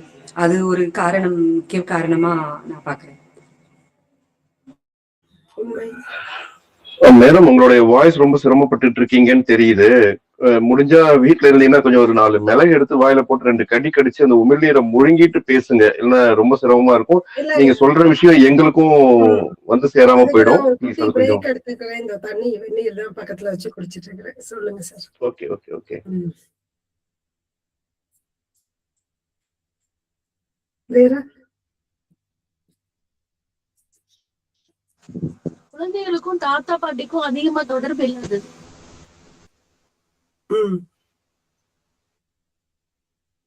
இல்ல, ரெஸ்ட்லெஸ்னஸ் பத்தி கேக்குறேன். குழந்தைகளுடைய வெளி வந்து ரொம்ப சுருங்கி போயிருக்கு. சோ அது வந்து அவங்களை அதிகப்படியான ஒரு அழுத்தத்துக்குள்ள உள்ளாக்குது. சோ அது வந்து வேற வேற மாதிரியான வழிகள்ல அவங்க வெளிப்படுத்துறாங்க. இதுல இன்னும் வந்து மோசமாக்குறது இந்த கருவிகள், அதுல அவங்க விளையாடக்கூடிய கேம்ஸ், அப்புறம் ரொம்ப மோசமான வன்முறை மாதிரியான விஷயங்களை வந்து டெலிவிஷன்ல இதுல பாக்குறது. இதெல்லாம் ஒரு காரணம்னு நினைக்கிறேன். எல்லாத்துலயும் நம்பர் 1 இருக்கணும்ன்ற கொடுக்கிற பிரஷரைசேஷன். வீட்லயா பள்ளியிலயா? இல்ல, எல்லா இடத்துலயுமே. வீட்லயுமே வந்து நம்ம குழந்தைதான் ஃபர்ஸ்ட் வரணும்னு நினைக்கிறோம். ஸ்கூல்லயுமே நம்ம ஸ்கூல் ஸ்டூடெண்ட் தான் ஃபர்ஸ்ட் வரணும் அப்படிங்கிறோம். அவங்களுடைய எபிலிட்டியை மீறி ஒரு பிரஷர் கொடுக்குறோம். உண்மை உண்மை, கரெக்ட். வேற ஏதாவது இருக்கா? அதிகப்படியான ஹோம்வொர்க்ஸ் கொடுக்கணும். உண்மைதான். பிசிக்கல் ஆக்டிவிட்டி ரொம்ப கம்மியா இருக்கிறதும் ஒரு காரணம். ரொம்ப நேரம் நம்ம அவங்க உட்கார்ந்து செய்யணும் வேலைகள் நம்ம எதிர்பார்க்கிறோம் இல்லையா? அதுவும் ஒரு காரணம். வேற முக்கியமான ஒரு புள்ளி எதுலயுமே திருப்தி அடையக்கூடிய மனப்பான்மை இன்னைக்கு இருக்கிற குழந்தைங்களுக்கு இல்லாம போறது. அவங்க மென்டல் ஆட்டிடியூட் வந்து தொடர்ச்சியா இந்த ஆன்லைன் ஃபீட் பாக்குறப்ப நிறைய வகையானதை பாக்குறாங்க. அப்ப எதுலயுமே திருப்தி அற்ற ஒரு நிலை. அவங்களோட ஸ்பேஸ் அப்படின்னு பாத்தீங்கன்னா டிஜிட்டல் ஸ்பேஸ் அப்படிங்கிற இடத்துல இருக்காங்க. அப்போ அவங்களால வந்து இயற்கையா இருக்கக்கூடிய இந்த ஸ்பேஸ் கூட இணைச்சிக்க முடியறது இல்லை. அது ஈஸியா போர்டு ஆயிடுறாங்க. அது பேரண்ட்ஸா இருக்கலாம், சுற்றுச்சூழ்நிலையா இருக்கலாம். அவங்க கூட அதை இணைச்சிக்க முடியறது இல்லை. அது ஒரு பெரிய இதுதாங்க. இன்னொரு ஸ்கூல்லயே பிரிச்சிடறாங்க மேடம். அதாவது நீங்க நல்லா படிக்கிற பசங்க நீங்க தனியா இருங்க, கொஞ்சம் மீடியமா இல்ல கொஞ்சம் பிலோவா படிக்கிற பசங்க கூடுதலா ஒரு மணி நேரம் அவங்களே ஸ்கூல் எடுக்கிறதுனால அதுல கொஞ்சம் டிப்ரெஷன் ஆகுறாங்க மேடம். கரெக்ட் சார், உண்மை. இப்ப நீங்க சொன்ன விஷயங்கள் எல்லாமே அதுல முக்கியமா நான் பாக்குறது அந்த மொபைல் யூசேஜும் சோசியல் மீடியா யூசேஜ், அப்புறம் வந்து அந்த பொறுமையின்மை, இன்ஸ்டன்ட் கிராட்டிபிகேஷன் அப்படின்னு சொல்லுவோம். எனக்கு உடனே எல்லா விஷயங்களுமே எனக்கு வந்து நடந்துடணும் அப்படிங்கிறது. அப்புறம் இந்த நீங்க நோட்டீஸ் பண்ணிருப்பீங்க அந்த ரீல்ஸ், ஷார்ட்ஸ், இது மாதிரியான ஒரு உடனடியா எனக்கு வந்து ஒரு போர் அடிக்கவே கூடாது. எனக்கு போரிங்காவே எனக்கு இருக்கக்கூடாது. அப்படிங்கும்போது ஒரு 30 நிமிஷம் 40 நிமிஷம் வகுப்பறையில உட்கார்ந்து இருக்கிறது அப்படிங்கிறது வந்து அவங்களுக்கு ஒரு பெரிய சவாலாயிருது. இதுதான் முக்கியமான அந்த நடத்தை சம்பந்தப்பட்ட பிரச்சனைகளுக்கான காரணமா சொல்லப்படுது. அப்புறம் வந்து அந்த வன்முறையான நடத்தை வந்து முக்கியமா திரைப்படங்கள், ஈவன் கார்ட்டூன் சேனல்ஸ்ல கூட நிறைய வன்முறை தான் இப்ப இருக்கு. ஈவன் நம்ம பார்க்குற வீடியோஸ் கூட வன்முறை நிறைந்த வீடியோஸ் தான் வந்து நிறைய பார்வைகள் வந்து பார்க்குது அப்படின்னு நம்ம வந்து சொல்லலாம். அப்புறம் வந்து இந்த திருடுதல் பொய் சொல்லுதல் வந்து நம்ம கூர்ந்து கவனிச்சோம்னா தெரியும், எந்த வீடுகள்ல ரொம்ப ஸ்ட்ரிக்ட் பேரண்டிங் இருக்குதோ, நான் நியாயமா நான் எது கேட்டாலுமே எங்க வீட்டுல எனக்கு கிடைக்காது அப்படிங்கிற ஒரு சூழல் வரும்போது இந்த பொய் சொல்லுதலும் திருடுதலும் வந்து நிறைய அந்த ஒரு 6, 7, 8 வகுப்புல பாத்தீங்கன்னா பள்ளியிலையும் சரி வீடுகள்லயும் சரி இந்த பொய் சொல்லுதலும் திருடுதல் அப்படிங்கிற விஷயம் வந்து நடக்குது. அப்புறம் வந்து அந்த கவனமின்மை, ரொம்ப அதீத துடிப்பு, இது நம்ம நிறைய கேள்விப்பட்டிருக்கோம். இந்த ஹைப்பர் ஆக்டிவிட்டி, ADHD அதெல்லாம் இப்ப வந்து நம்ம நிறைய சொல்றோம் இல்லையா. சோ இந்த மாதிரியான ஒரு ஒரு அதாவது அதீதமா பேசிட்டே இருப்பாங்க. இல்லைன்னா வந்து எப்படி சொல்றது, ஒரு தன்னுடைய டேர்னுக்காக ஒரு வெயிட் பண்றது, அந்த மாதிரியான விஷயங்கள்லாம் அவங்களால எத்தனை தடவை சொன்னாலும் அவங்களால செய்ய முடியாது அப்படிங்கிற மாதிரியான விஷயங்கள். சோ இந்த மாதிரி ஒரு அதீதமா ஒரு துடிப்பா இருக்கும்போது ஒரு விஷயத்துல போக்கஸ் பண்றது அப்படிங்கிறது அவங்களுக்கு முடியாது. அப்போ நீங்க திருப்பி திருப்பி அவங்கள கூப்பிடுற மாதிரி இருக்கும். கூப்பிட்டா என்னன்னு கேட்க மாட்டாங்க. ஒரு வேலை ஒரு இன்ஸ்ட்ரக்ஷன் கொடுத்தா அதை திருப்பி திருப்பி கேட்டுட்டே இருப்பாங்க. இப்போ 80ஆம் பக்கத்தை எடு அப்படின்னு சொன்னா திரும்ப எத்தனாவது பக்கம் அப்படின்னு திரும்ப திரும்ப கேட்பாங்க. சோ அது இப்போ இந்த பள்ளி செல்ல மறுப்பதுங்கிறது இனிஷியலா நமக்கு ஸ்கூல்ல சேர்த்த உடனே குழந்தைகள் போக மாட்டேன்னு அல்றது, அப்புறம் ஒரு வாரம் சரியாகிறது, அது பரவாயில்ல. ஆனா இப்போ பாத்தீங்கன்னா நிறைய பெரிய குழந்தைகளே வந்து, அதாவது 9th படிக்கிறவங்க, 10th படிக்கிற குழந்தைகள், 10th முடிச்சு 11th ஸ்கூலுக்கு போகும்போது, 11th முடிச்சு 12th போகும்போதெல்லாம் இந்த பிரச்சனைகள் வந்து பள்ளிக்கு செல்ல மாட்டேன்னு சொல்லக்கூடிய நடத்தையும் இப்போ வந்திருக்கு. சோ இதெல்லாம் சமீபமா ஈவன் போஸ்ட் கொரோனான்னு வச்சுக்கலாம், இல்ல நிறைய டிஜிட்டல் வந்ததுக்கு அப்புறம்னு வச்சுக்கலாம், இந்த பிரச்சனைகள் வந்து ரொம்ப அதீதமா ஆயிருக்கு. சோ அப்போ வந்து இதுக்கான காரணம் தெரிஞ்சாதான் நம்ம இதுக்கான தீர்வு என்ன அப்படிங்கறத வந்து நம்ம கண்டுபிடிக்க முடியும். அப்போ இந்த சூழல் சார்ந்த தேவைகள் அவங்களுக்கு வந்து இருக்கு. இப்போ ஒருத்தங்க பேசும்போது சொன்னாங்க இல்லையா, விளையாட்டு குறைஞ்சு போச்சு, அந்த அழுத்தம், நீ செஞ்சுட்டே இரு, ஸ்கூல்லயும் நீ படிச்சுட்டே இரு, அப்புறம் வீட்டுக்கு வந்து நீ டியூஷன் போய் படி, அப்புறம் நீ வந்து அதுக்கப்புறம் உன்னுடைய ஸ்கூல் ஹோம்ஒர்க்கை பாரு. சோ இப்படியான ஒரு தொடர் அழுத்தம் வந்து அவங்களுக்கு இருக்கும்போது அவன் என்ன நினைச்சுக்கிறான்னா, வகுப்புலதான் நான் வந்து என்னுடைய எல்லா இதையும் காட்ட முடியும், ஏன்னா நண்பர்கள் இருக்காங்க, எல்லாரும் இருக்காங்க. சோ அந்த இடத்துல அவங்க வந்து அந்த இடையூறு விளைவிக்கிறது, இல்ல அந்த வன்முறையான சில செயல்கள் செஞ்சு நம்மளுடைய கவனத்தை திருப்புறது, இது மாதிரியான விஷயங்கள் செய்யறாங்க. உணர்வு பூர்வமான தேவைகள் அங்கேயுமே வந்து என்னன்னா அவங்களுக்கு வந்து ஒரு வெளி குறைஞ்சு போயிடுச்சு அப்படின்னு சொன்னாங்க இல்லையா. சோ அந்த ஒரு நான் மனதில் பட்டதை எனக்கு பேசினா அத கேக்குறதுக்கு யாரு இருக்காங்க, பெற்றோர் பிஸியா இருக்காங்க, ஆசிரியர்கள் கிட்டயும் நல்லா பேச முடியல, என் நண்பர்கள் கிட்டயும் அவங்களும் இவங்க ஏஜே தான் இருப்பாங்க, பெருசா அவங்களால முழுசா கேட்க முடியும்னு சொல்ல முடியாது. சோ அப்ப வந்து அது அந்த விஷயங்களை வந்து எங்க வெளிக்காட்டுறது அப்படிங்கிறது வந்து அவங்களுக்கு புரியாம இருக்கலாம். அந்த அப்புறம் அந்த திருடுதல் பொய் சொல்லுதல் அந்த விஷயங்கள்ல தான் இந்த கருத்து பரிமாற்றத்துக்கான தேவை வந்து ஒரு கம்யூனிகேஷன் கேப்பே விழுந்து போயிடும். அந்த அதாவது முந்திலாம் வந்து பாத்தீங்கன்னா நிறைய இடங்கள்ல வந்து சொல்லிக்கிட்டே இருக்கும், சினிமால, திருக்குறள்ல, எல்லாத்துலயுமே வாய்மை, நேர்மை, இத பத்தி எல்லாம் நிறைய ப்ரீச் பண்ணிட்டே இருப்போம். இப்ப பாத்தீங்கன்னா நல்லா நீங்க கூர்ந்து பாருங்க, உங்களுக்கு அந்த அந்த இடங்கள் எல்லாமே நமக்கு இல்லை எங்கேயுமே. சினிமாலேயே யாரும் பெருசா கருத்து சொல்றது இல்லை, ஏன்னா கிரிஞ்ச் அப்படின்னு சொல்றாங்க. இப்போ எமோஷனலா ஒரு விஷயம் சொன்னாலோ இல்ல ஒரு கதை சொன்னாலோ, நம்ம பேசும்போது சில விஷயங்கள் சொன்னாலோ அதுக்கான முக்கியத்துவம் அப்படிங்கிறது வந்து குறைஞ்சு போச்சு. அப்போ அந்த பேச்சுங்கிறதே நமக்கு அங்க குறையும் போது, சோ இதெல்லாம் தவறு, இதெல்லாம் சரி, இதை இப்படி பண்ணலாம், உன் தேவையை நீ இப்படி சொல்லலாம் அப்படிங்கிறதுக்கான ஒரு வெளியுமே வந்து நமக்கு குறைஞ்சு போச்சு. நெருக்கமான பிணைப்பிற்கான தேவைகள், ஒரு பாண்டிங், ஒரு அதாவது இப்போ பொழுதுபோக்கு அதிகமாகிட்டதுனால ஒரு நெருக்கமா எல்லாரும் உட்கார்ந்து பேசி சிரிச்சு ஒரு இடத்துக்கு போறோம், இல்ல ஒரு கோவிலுக்கு போறோம், இல்ல ஒரு திருவிழாக்கு போறோம். சோ அந்த சூழல் வந்து ரொம்ப சுருங்கிக்கிட்டே வர்றதுனால அந்த அஃபெக்ஷனுக்கான நீட்ஸ் ரொம்ப ஜாஸ்தி ஆயிடுச்சு. அப்போ அவங்க நண்பர்கள் நம்மள வந்து இந்த பியர் பிரஷர் சொன்னாங்க இல்லையா, சோ அந்த அழுத்தம் நண்பர்கள் கிட்ட இருந்து ஏன் அழுத்தம் வருது அப்படின்னா இதுதான் காரணம். என் ஃப்ரெண்டு எங்க என்ன விட்டுட்டு போயிடுவானோ, நான் இதை செய்யலைன்னா, என் ஃப்ரெண்டு கூட போய் நான் இப்ப கேம் விளையாடலைன்னா என் ஃப்ரெண்டு எங்க என்ன விட்டுட்டு போயிடுவானோ அப்படிங்கிற அந்த ஒரு ஃபியர் இதனாலதான் வந்து வருது. அந்த தேவை அவங்களுக்கு இருக்கு, எனக்கான ஒரு பிலாங்கிங்னஸ் இருக்கணும் அப்படிங்கிறது. சோ வந்து இதெல்லாம் நம்ம வந்து புரிஞ்சுக்கணும். இப்ப முதல்ல இதுக்கு முன்னாடி நான் காமிச்ச அந்த ஸ்லைட்ல வந்து பாத்தீங்க அப்படின்னு சொன்னா தீர்வுகள் இதெல்லாம் பண்ணலாம் அப்படின்ற மாதிரி இருந்தது.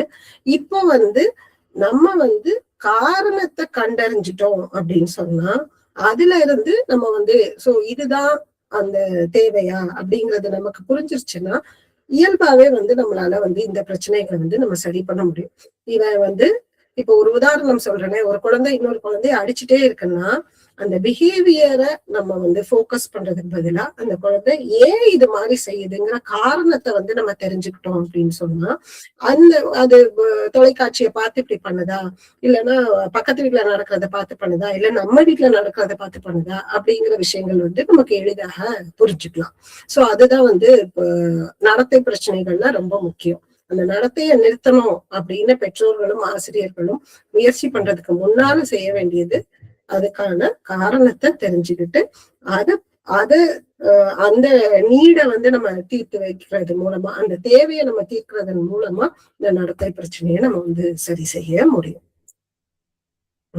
இப்பதான் ரொம்ப முக்கியமான ஒரு டாபிக் வந்திருக்கோம், திரை நேரம், ஸ்கிரீன் டைம். ஓகே, சோ அதாவது இப்போ இருக்கக்கூடிய குழந்தைகள் வந்து உண்மையிலே ரொம்ப பாவம். ஏன்னா அவங்களுக்கு வந்து அவ்வளோ டிஸ்ட்ராக்ஷன்ஸ் இருக்கு.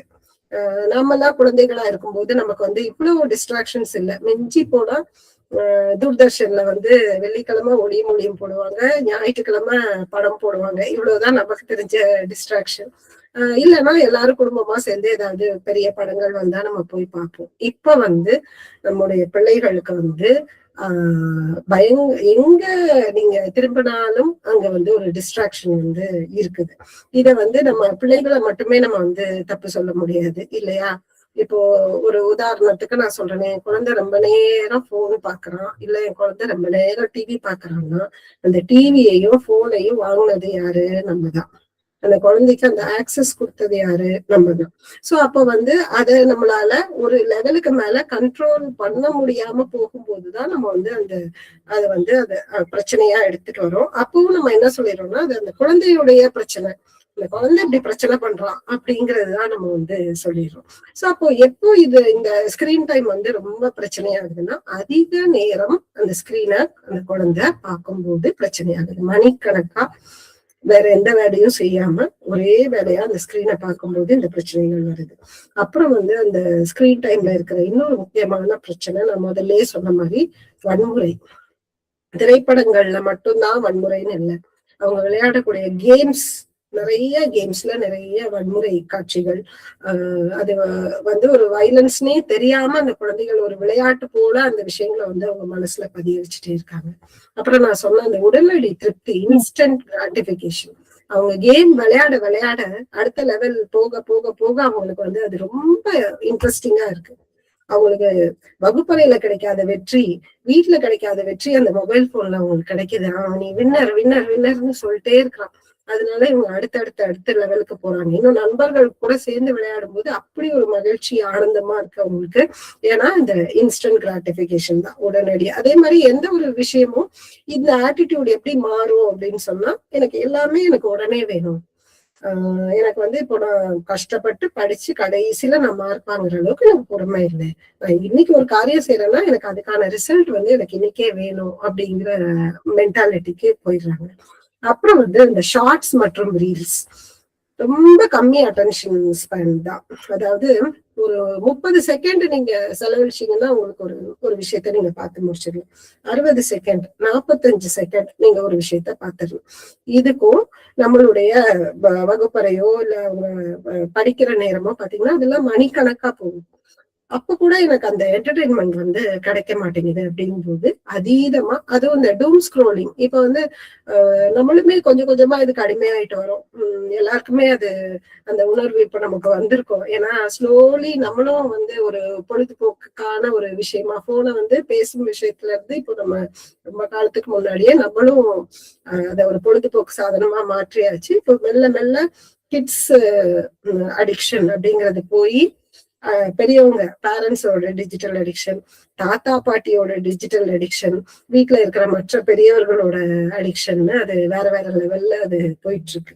சோ அப்போ வந்து அடிமையாதல் இது நிறைய இந்த அடிக்ஷன் இந்த வார்த்தையை யூஸ் பண்ணி மொபைல் பார்த்தாலே நிறைய பேர் வந்து அடிக்ஷன் நினைச்சுக்கிறாங்க. அது சொல்லி சொல்லி அடிக்ட் ஆகாத குழந்தையும் நம்ம வந்து அடிக்ட் ஆக்கிறோம். கடைசி நிலைதான் அடிக்ஷன். இப்ப நான் சொன்னேன் இல்லையா, ரொம்ப நேரம் பாக்குறது, திரும்ப திரும்ப பாக்குறது, அதுல மகிழ்ச்சி கிடைக்கிறது, இதெல்லாம் தாண்டி ஒரு பாயிண்ட்ல என்ன ஆயிடுவாங்க அப்படின்னு சொன்னா, நான் போன் பாக்குறதுக்காக நான் ஸ்கூலுக்கு போக மாட்டேன், நான் காலேஜுக்கு போக மாட்டேன், எனக்கு அங்க போன் பார்க்க முடியல, நான் வந்து ஒரு உறவினர் வீட்டு கல்யாணத்துக்கு வரமாட்டேன், என்னால போன் பார்க்க முடியாது, இல்லைன்னா நான் வந்து என் ஃப்ரெண்ட்ஸை பார்க்க நான் போக மாட்டேன், எனக்கு ரூம்லயே உட்காந்து போனையே விளையாண்டுட்டு இருக்கணும். இதுதான் வந்து அடிமையான சாப்பாடு, தூக்கம், இது எல்லாமே பாதிச்சிடும். கடைசி ஸ்டேஜ் வந்து இதுதான். இதுக்கு என்ன முக்கியமான ரீசன்னா, அந்த மூளையில வந்து டோபமைன் வந்து கட்டுக்கடங்காம அது பாட்டுக்கு போய்கிட்டே இருக்கிறது தான் வந்து காரணம். அப்ப அவங்களுக்கு மத்த எல்லாத்துலயுமே இன்ட்ரெஸ்ட் போயிட்டு அவங்க வந்து அந்த சாதனத்தை அது இல்லைன்னா எனக்கு சாப்பிட முடியாது, தூங்க முடியாது, அது என் பக்கத்திலேயே தான் இருக்கணுங்கிற அந்த ஸ்டேஜ் தான் அடிக்ஷன். சோ அது வராம தடுக்கிறதுக்கான வேலைகள் தான் வந்து நம்ம நிறைய செய்யணும். நம்ம அதை அதிகமா அந்த அதிக நேரம் ஓவர் யூசேஜ் பண்ணும்போதே நீ அடிக்ட் ஆயிட்டேன்னு சொல்லும் போது நம்மளே அந்த குழந்தைய வந்து அந்த அடிக்ஷனை நோக்கி புஷ் பண்ற மாதிரிதான் ஆகும். சோ அந்த வார்த்தையை நம்ம தவிர்த்துட்டு, சரி இப்போ நம்ம வந்து எங்க மிஸ் பண்றோம், ஏன் இவ்வளவு பிரச்சனைகள் இந்த ஸ்கிரீனை தொட்டு வருது அப்படின்னா, நம்பர் 1 பவுண்டரிஸ், எல்லைகள் வகுத்தல்ல நம்ம மிஸ்டேக் பண்ணிடுறோம். ஒரு நாள் சொல்றோம், அடுத்த நாள் சொல்ல மாட்டேன்றோம். சோ அந்த குழந்தைக்கு வந்து எது ஓகே இல்லை அப்படிங்கிறது வந்து தெரியல. அந்த கன்சிஸ்டன்சி வந்து நம்ம கொடுக்கறது இல்லை. ரெண்டாவது, குழந்தைகளுக்கு மொபைல் போன் வாங்கி கொடுக்கறத வந்து நம்ம அறவே தவிர்க்கணும். சொந்தமா ஒரு போன் வந்து ஒரு போன் மட்டும் இல்ல, சொந்தமா ஒரு போன், சொந்தமா வண்டி, சொந்தமா அவங்க வந்து ஓட்டு போடுறாங்க இல்லையா, அந்த வயசுலதான் அவங்களுக்கு வந்து இந்த விஷயங்கள் எல்லாமே நம்ம வந்து கொடுக்கணும். அதை மீறி நம்ம வந்து ரொம்ப 8th படிக்கும் போது 9th படிக்கும் போது பிறந்த நாள் பரிசா நீ மார்க் வாங்கினேன்னா நான் உனக்கு போன் வாங்கி தரேன் அப்படின்லாம் சொல்லும் போது நம்ம ஒண்ணும் இல்லை, நம்ம தலையில நம்மளே மண்ணை வாரி போட்டுக்கிறோம் அப்படின்னு சொல்லிட்டுதான் அர்த்தம். இன்னைக்கு கூட நான் ஒரு சமூக வலைதளத்துல ஒரு வீடியோ பார்த்தேன். ஒரு குழந்தை அப்படியே ரொம்ப எமோஷனலா அப்படியே அவங்க அப்பாவை கட்டி பிடிச்சி அழுது அப்படிலாம் ஒரு வீடியோ போட்டிருந்தது. என்ன செஞ்சிருக்காரு அவங்க அப்பான்னு பார்த்தா, அவர் பிளே ஸ்டேஷன் வாங்கி குழந்தைய கொடுத்துருக்காராம். அதை வந்து அவங்க வீடியோ எடுத்து போட்டு, சோ அப்ப நான் நினைச்சேன், போச்சு, இதுக்கப்புறம் இன்னும் 1 வருஷம் கழிச்சு ஐயோ குழந்தை வந்து இப்படி ஆயிடுச்சு. சோ அப்போ நம்ம தான் வந்து அதுக்கான வழிகளை வந்து காமிச்சு கொடுக்குறோம். நம்ம தான் வந்து அந்த குழந்தைக்கு, ஏன்னா வீட்டுல நிறைய போன்ஸ் இருக்கு, அப்போ ஆட்டோமேட்டிக்கா அது எடுக்கிறத வந்து நம்ம தவறு சொல்ல முடியாது இல்லையா. சோ அப்ப வந்து அந்த எல்லைகள் வகுத்தல்ல வந்து நம்ம தவறிடுறோம். சோ அதை வந்து நம்ம சரியா பின்பற்றணும். ஒரு நாளைக்கு 30 நிமிஷம்னா கரெக்டா அந்த 30 நிமிஷத்தை நம்ம வாங்கி செய்யல, ஒரு நாள் நம்ம விட்டுட்டோம் அப்படின்னு சொன்னா நம்ம அந்த எல்லைகள் சரியா வகுக்கலன்னு தான் அர்த்தம். கண்காணிப்பு இல்லாம நிறைய வீடுகள்ல இப்ப மொபைல் போன் தான் குழந்தைகளையே வளர்க்குது, மொபைலும் டிவியும் தான் வளர்க்குது குழந்தைகளை. ஏன்னா நிறைய நியூக்ளியர் ஃபேமிலிஸ்ல அப்பா அம்மா 2 பேரும் வேலைக்கு போகும்போது கண்டிப்பா போன் கொடுக்க வேண்டியது இருக்கு. அப்பதான் குழந்தை வீட்டுக்கு வந்துட்டானா, ஹோம்ஒர்க் பண்றானா எல்லாம் தெரியும். அந்த குழந்தைக்கும் அம்மா அப்பா இல்ல, வீட்டுல தனியா இருக்கிறோம் அப்படிங்கும் போது அதுக்கு ஒரு தொடையா அது வந்து மொபைல் போனை தான் அது சார்ந்து இருக்கு. அப்போ அவங்க பாக்குற கண்டென்ட்ஸ், அவங்க கேம் விளையாடுறாங்களா இல்ல வீடியோஸ் பாக்குறாங்களா, என்ன மாதிரியான வீடியோஸ் பாக்குறாங்க. இப்போ மூவிஸுக்கு எல்லாம் நமக்கு சென்சார் ரேட்டிங் எல்லாம் இருக்கு. இப்ப 18+, 16+, 13+ எல்லாம். இப்போ ஒரு மொபைல அப்படியே நெட்டை போட்டு நம்ம ஒரு குழந்தைக்கு கொடுக்கும்போது அதுல எந்த விதமான ரெஸ்ட்ரிக்ஷன்ஸுமே இல்லை. நீங்க வந்து உங்களால அதை கண்காணிக்க முடியாது. டிவில பார்த்தாலாவது நம்ம போகும்போது வரும்போது குழந்தை என்ன பார்த்துட்டு இருக்குன்னு பார்க்க முடியும். ஒரு தனி அறையில மொபைலோட உங்க குழந்தை மணிக்கணக்கா உட்கார்ந்துருக்கும் போது நம்மளால அதை கண்காணிக்கவும் முடியாது. சோ இந்த இடத்துலயும் நம்ம வந்து தவறி போயிடுறோம். அப்புறம் வந்து இப்போ நீங்க மொபைல புடுங்கிட்டீங்க. இப்போ நம்ம செஷனுக்கு அப்புறம் நம்ம வந்து முடிவு பண்றோம், எல்லாரும் முடிவு பண்ணி மொபைல புடுங்கிடும். அதுக்கப்புறம் அந்த குழந்தைக்கு என்ன ஆல்டர்னேட்டிவ் நம்ம கொடுக்க போறோம்? சோ ஒரு பொழுதுபோக்கு, ஒரு இன்ட்ரெஸ்டிங்கான விளையாட்டு, இந்த எந்த ஆப்ஷன்ஸுமே அவங்களுக்கு இல்ல. ஒரு ஹாபிஸ்ன்னு ஒண்ணு இருக்கும், இல்லைன்னா அவங்க குழுவா எல்லாரும் சேர்ந்து கிரிக்கெட் விளையாடுறது, இப்படியான விஷயங்கள் எதுவுமே இப்போ இல்லாதப்போ நம்ம அதை எடுத்துட்டோம்னா அந்த குழந்தைக்கு நமக்கு கொடுக்கறதுக்கு என்ன இருக்கு? சோ அதுக்கான ஒரு முயற்சியா நம்ம என்ன பண்றோம் அப்படிங்கிறதும் இருக்கு. மொபைல் போன் எளிதாக கிடைப்பது, வீட்டுக்கு நான் சொன்ன மாதிரி அப்பா வீட்டுல 2 பேர் தான் இருக்கிறாங்க, 4 போன் இருக்குது. ஒண்ணு அப்பா போன், இன்னொன்னு அம்மா போன், இன்னொன்னு காமன் போன், இன்னொன்னு ஒரு பழைய போன். சோ இப்படி எக்கச்சக்கமா வீட்டுல வந்து போன்கள் இருக்கும்போது மாத்தி மாத்தி போன்கள் எடுத்து குழந்தைகள் விளையாடுவதும் ரொம்ப எளிதா நடக்குது. நண்பர்களின் அழுத்தம், நான் சொன்னேன் இல்லையா, அந்த ஒரு பிணைப்பு இல்ல எனக்கு அஃபெக்ஷன் வந்து நான் என் நண்பர்கள் கூட இருக்கும்போதுதான் எனக்கு கிடைக்குதுன்னும் போது அந்த பியர் பிரஷர் நடக்குது. இந்த மொபைல் வாங்குறதுல பாருங்க, நிறைய பேர் எதுக்கு போன் வாங்கி கொடுத்தீங்க, 9th-லயே ஏன் வாங்கி கொடுத்தீங்க மேம், கேட்டு கேட்டு ஒரே அழுகாடும், அப்ப கூட எதுக்கு அவங்க ஃப்ரெண்ட்ஸ் எல்லாரும் வச்சிருக்காங்களாம். சோ இந்த பியர் பிரஷர் அதனால குழந்தைகளுக்கு ஒரு அழுத்தம், அந்த குழந்தைகள் அழுத்தம் கொடுக்கறதுனால இன்னொரு முக்கியமான விஷயமும் இருக்கு. இப்ப குழந்தைகளுக்கு மொபைல் கொடுக்கலன்னா அவங்களுக்கு அந்த ஹோம்ஒர்க் வர்றது, அவங்க ஏஐல கண்டென்ட் பார்த்து இதெல்லாம் பேரண்ட்ஸோட போன்ல செய்யறாங்கன்னு வச்சுக்கோங்க. பேரண்ட்ஸுக்கு அது ஒரு பெரிய பிரச்சனையா இருக்கு, அவங்களுடைய திரை நேரம் தடைப்படுது. அதனால என்ன பண்ணிடுறாங்க, நீ என்னைய ரொம்ப தொல்லை பண்ற, நீ தனி போன் வச்சுக்கோன்னு சொல்லிட்டு தனி போன் வாங்கி கொடுத்துரும்போது அந்த கண்ட்ரோல் வந்து குழந்தைகளின் மூளைக்கு வந்து கிடைக்கிறது ரொம்ப கஷ்டம். அவங்களுடைய முடிவெடுக்கும் திறன் ரொம்ப குறைவா இருக்கும். அப்போ வந்து சுதந்திரமா நீ ஒரு போனு, ஒரு சிம்மு, ஒரு நெட் பேக் போட்டு வச்சுக்கோன்னு சொல்றது வந்து ஒரு மிகப்பெரிய அந்த குழந்தைய வந்து நம்ம ஒரு கிணத்துல புடிச்சு தள்ளுற மாதிரிதான் அதோட அர்த்தம். சோ அப்ப வந்து இந்த விஷயங்கள் எல்லாம் நம்ம சரி செய்யும் போது சரியான எல்லைகள், சரியான கண்காணிப்பு, என்ன பாக்குது, என்னென்ன சாட்டிங், டிஸ்கார்ட் அப்படின்னு ஒரு விஷயம் இருக்கு, ரோப்ளாக்ஸ் அப்படின்னு கேமிங் இருக்கு. சோ இது எல்லாமே வந்து நம்ம போய் தெரிஞ்சுக்கணும். ஒரு குழந்தை விளையாடிட்டு இருக்குன்னா அது கிட்ட பக்கத்துல உட்காந்து எனக்கும் இந்த விளையாட்டு சொல்லிக் கொடு, இதுல என்ன எல்லாம் இருக்கு சொல்லி கொடுனாதான் நமக்கு அதுக்குள்ள என்ன கண்டென்ட் இருக்குன்னு தெரியும், அது என்ன பாக்குது அப்படிங்கிற விஷயங்கள் வந்து தெரியும். நிறைய கேம்ஸ் விளையாடுறாங்க, ஆன்லைன் தெரியாதவங்க கூட எல்லாம் விளையாடுறாங்க. சோ அதை நம்ம வந்து கண்காணிக்கணும். அப்புறம் வந்து இந்த பொழுதுபோக்கு விளையாட்டுகள் நிறைய உருவாக்கி அவங்களுக்கு அந்த சூழலை வந்து நம்ம கொடுத்துட்டே இருக்கணும். ஆக்சஸ் கம்மி பண்ணிடணும். இப்போ போன்ஸ் வந்து 1-2 தான் இருக்குது, நீங்க இல்லைன்னா போன் அங்க இருக்காது, இல்லைன்னா போன் இத்தனை மணிக்கு மேல நம்ம யாருமே யூஸ் பண்ண போறது இல்லை. இப்படியான விஷயங்கள் நம்ம செய்யும் போது ஆக்சஸ் குறைஞ்சது, இந்த ப்ராக்சிமிட்டி, எனக்கு பக்கத்துல போன் இல்லைனாலே நான் எடுக்க மாட்டேன் போனை. சோ இந்த மாதிரியான விஷயங்களை நம்ம ஃபாலோ பண்ணணும். இப்போ உங்களுக்கு எல்லாம் ஒரு டெஸ்ட், அதாவது நம்மளுடைய திரை நேரம் எவ்வளவு இருக்கு, நம்ம அடல்ட்ஸோடது அப்படிங்கறத வந்து நம்ம செக் பண்ண போறோம். அதாவது தினசரி இப்போ நமக்கு வேலையே அதுலதானா, நம்ம ஒண்ணும் பண்ண முடியாதுங்க. சோ அவங்களுக்கு எல்லாம் அது எக்ஸெப்ஷன் கொடுத்துதான் ஆகணும். அது இல்லாம நான் வந்து சும்மா ப்ரௌஸ் பண்ணுவேன், ரீல்ஸ் பார்ப்பேன், ஃபேஸ்புக் பார்ப்பேன் அப்படிங்கும் போது 2 மணி நேரம் நம்ம எடுத்துக்கலாம். காலையிலயோ மதியமோ 1 மணி நேரமோ, மாலையில ஒரு 1 மணி நேரம் எடுத்துக்கிட்டோம்னு வச்சுக்கோங்க, நம்ம பாக்குறது, வீடியோஸ் பாக்குறது எல்லாமே. சோ இத வந்து நம்ம செக் பண்ணிட்டே இருந்தாதான் நமக்கு வந்து அதுல நாம எவ்வளவு நேரம் செலவு பண்றோம்னு நமக்கு தெரியும். அதே மாதிரி குழந்தைகள் யூஸ் பண்ணதுக்கு அப்புறமும் அதுல போய் செக் பண்ணா நம்முடைய குழந்தைகள் எந்தெந்த ஆப்ல எவ்வளவு நேரம் செலவு பண்ணிருக்காங்க அப்படிங்கிறதும் வந்து நமக்கு தெரிஞ்சிடும். சோ இதுல செட்டிங்ஸ்ல போனீங்கன்னா டிஜிட்டல் வெல்பீயிங் அண்ட் பேரண்டல் கண்ட்ரோல்ஸ்னு ஒண்ணு இருக்கும். போன் இருந்துச்சுன்னா நீங்க பாக்கலாம். அதை போய் கிளிக் பண்ணீங்கன்னா உங்களுக்கு இன்னைக்கு நீங்க எவ்வளவு நேரம் செலவு பண்ணிருக்கீங்கன்னு தெரியும். நேத்து, முந்தா நேத்து, அப்புறம் ஒரு வாரம் முன்னாடி கூட நம்ம போய் அதை பாத்துக்கலாம்.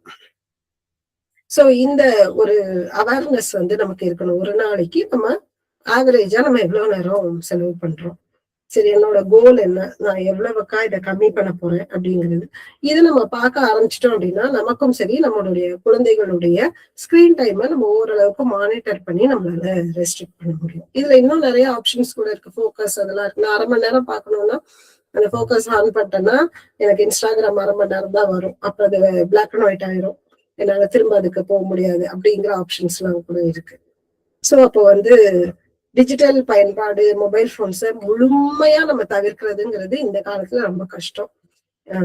ஸோ அதை ஏன்னா ஹோம்ஒர்க், ஆன்லைன் கிளாஸ் அப்படின்னு நிறைய விஷயங்கள் அதுக்குள்ளேயே இருக்கிறதுனால முழுமையா நம்ம தவிர்க்க முடியாது. முடிஞ்ச அளவுக்கு நம்ம அதை குறைக்கிறதுக்கு தான் நம்ம வந்து பார்க்கணும். சரி, இப்போ தீர்வுகள், பிரச்சனைகள் இது எல்லாமே நம்ம பார்த்தோம். சோ அப்போ வந்து நம்ம எந்தெந்த விஷயங்கள்ல வந்து நம்ம கவனமா இருக்கணும், நம்ம எப்படி வந்து இந்த விஷயங்கள் எல்லாம் அணுகணுங்கிறதுக்கு ஒரு 2 குட்டி கிளிப்ஸ் இருக்கு, வீடியோஸ் இருக்கு, அது மட்டும் நான் ப்ளே பண்ணிக்கிறேன்.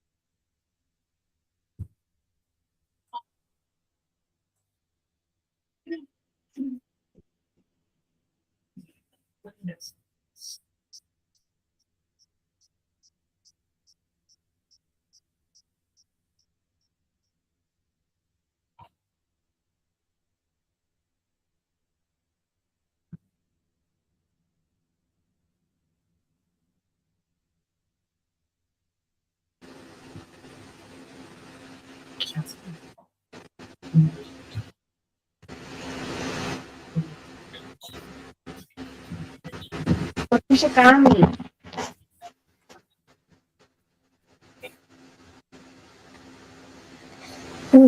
எத்தனை? 9:15. 9:10. ஏன் காமி? 9:10 தானா? திருப்பி அப்பதான் டைம் பார்க்க முடியும் அதுல. 9:10. 9:15 போடு. யாரும் மைக் ஆனா இருக்குங்க, எல்லாம் உங்க சீக்ரெட் எல்லாம் கேக்குறோம். மைக் ஆஃப் பண்ணிக்கோங்க. ஓகே, சோ இப்போ இந்த 2 வீடியோஸ் நம்ம பார்த்தோம் இல்லையா? சோ என்ன தெரிஞ்சுக்கிட்டோம்? யாராச்சும் ஒருத்தர் அன்மியூட் பண்ணி சொல்லுங்க.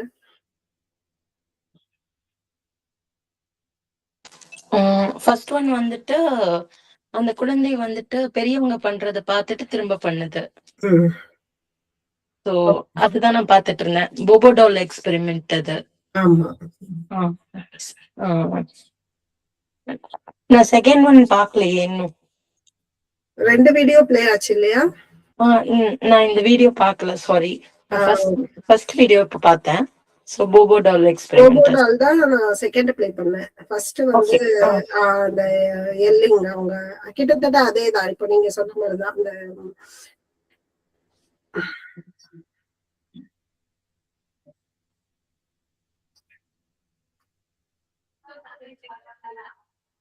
ஓகே, ஃபாதர் என்ன பண்றாங்களோ அதையே வந்துட்டு குழந்தையும் பண்ணுது. To the younger one. நம்ம என்ன நம்ம சின்னவங்கன்னு நினைச்சிட்டு நம்ம பண்றோம்.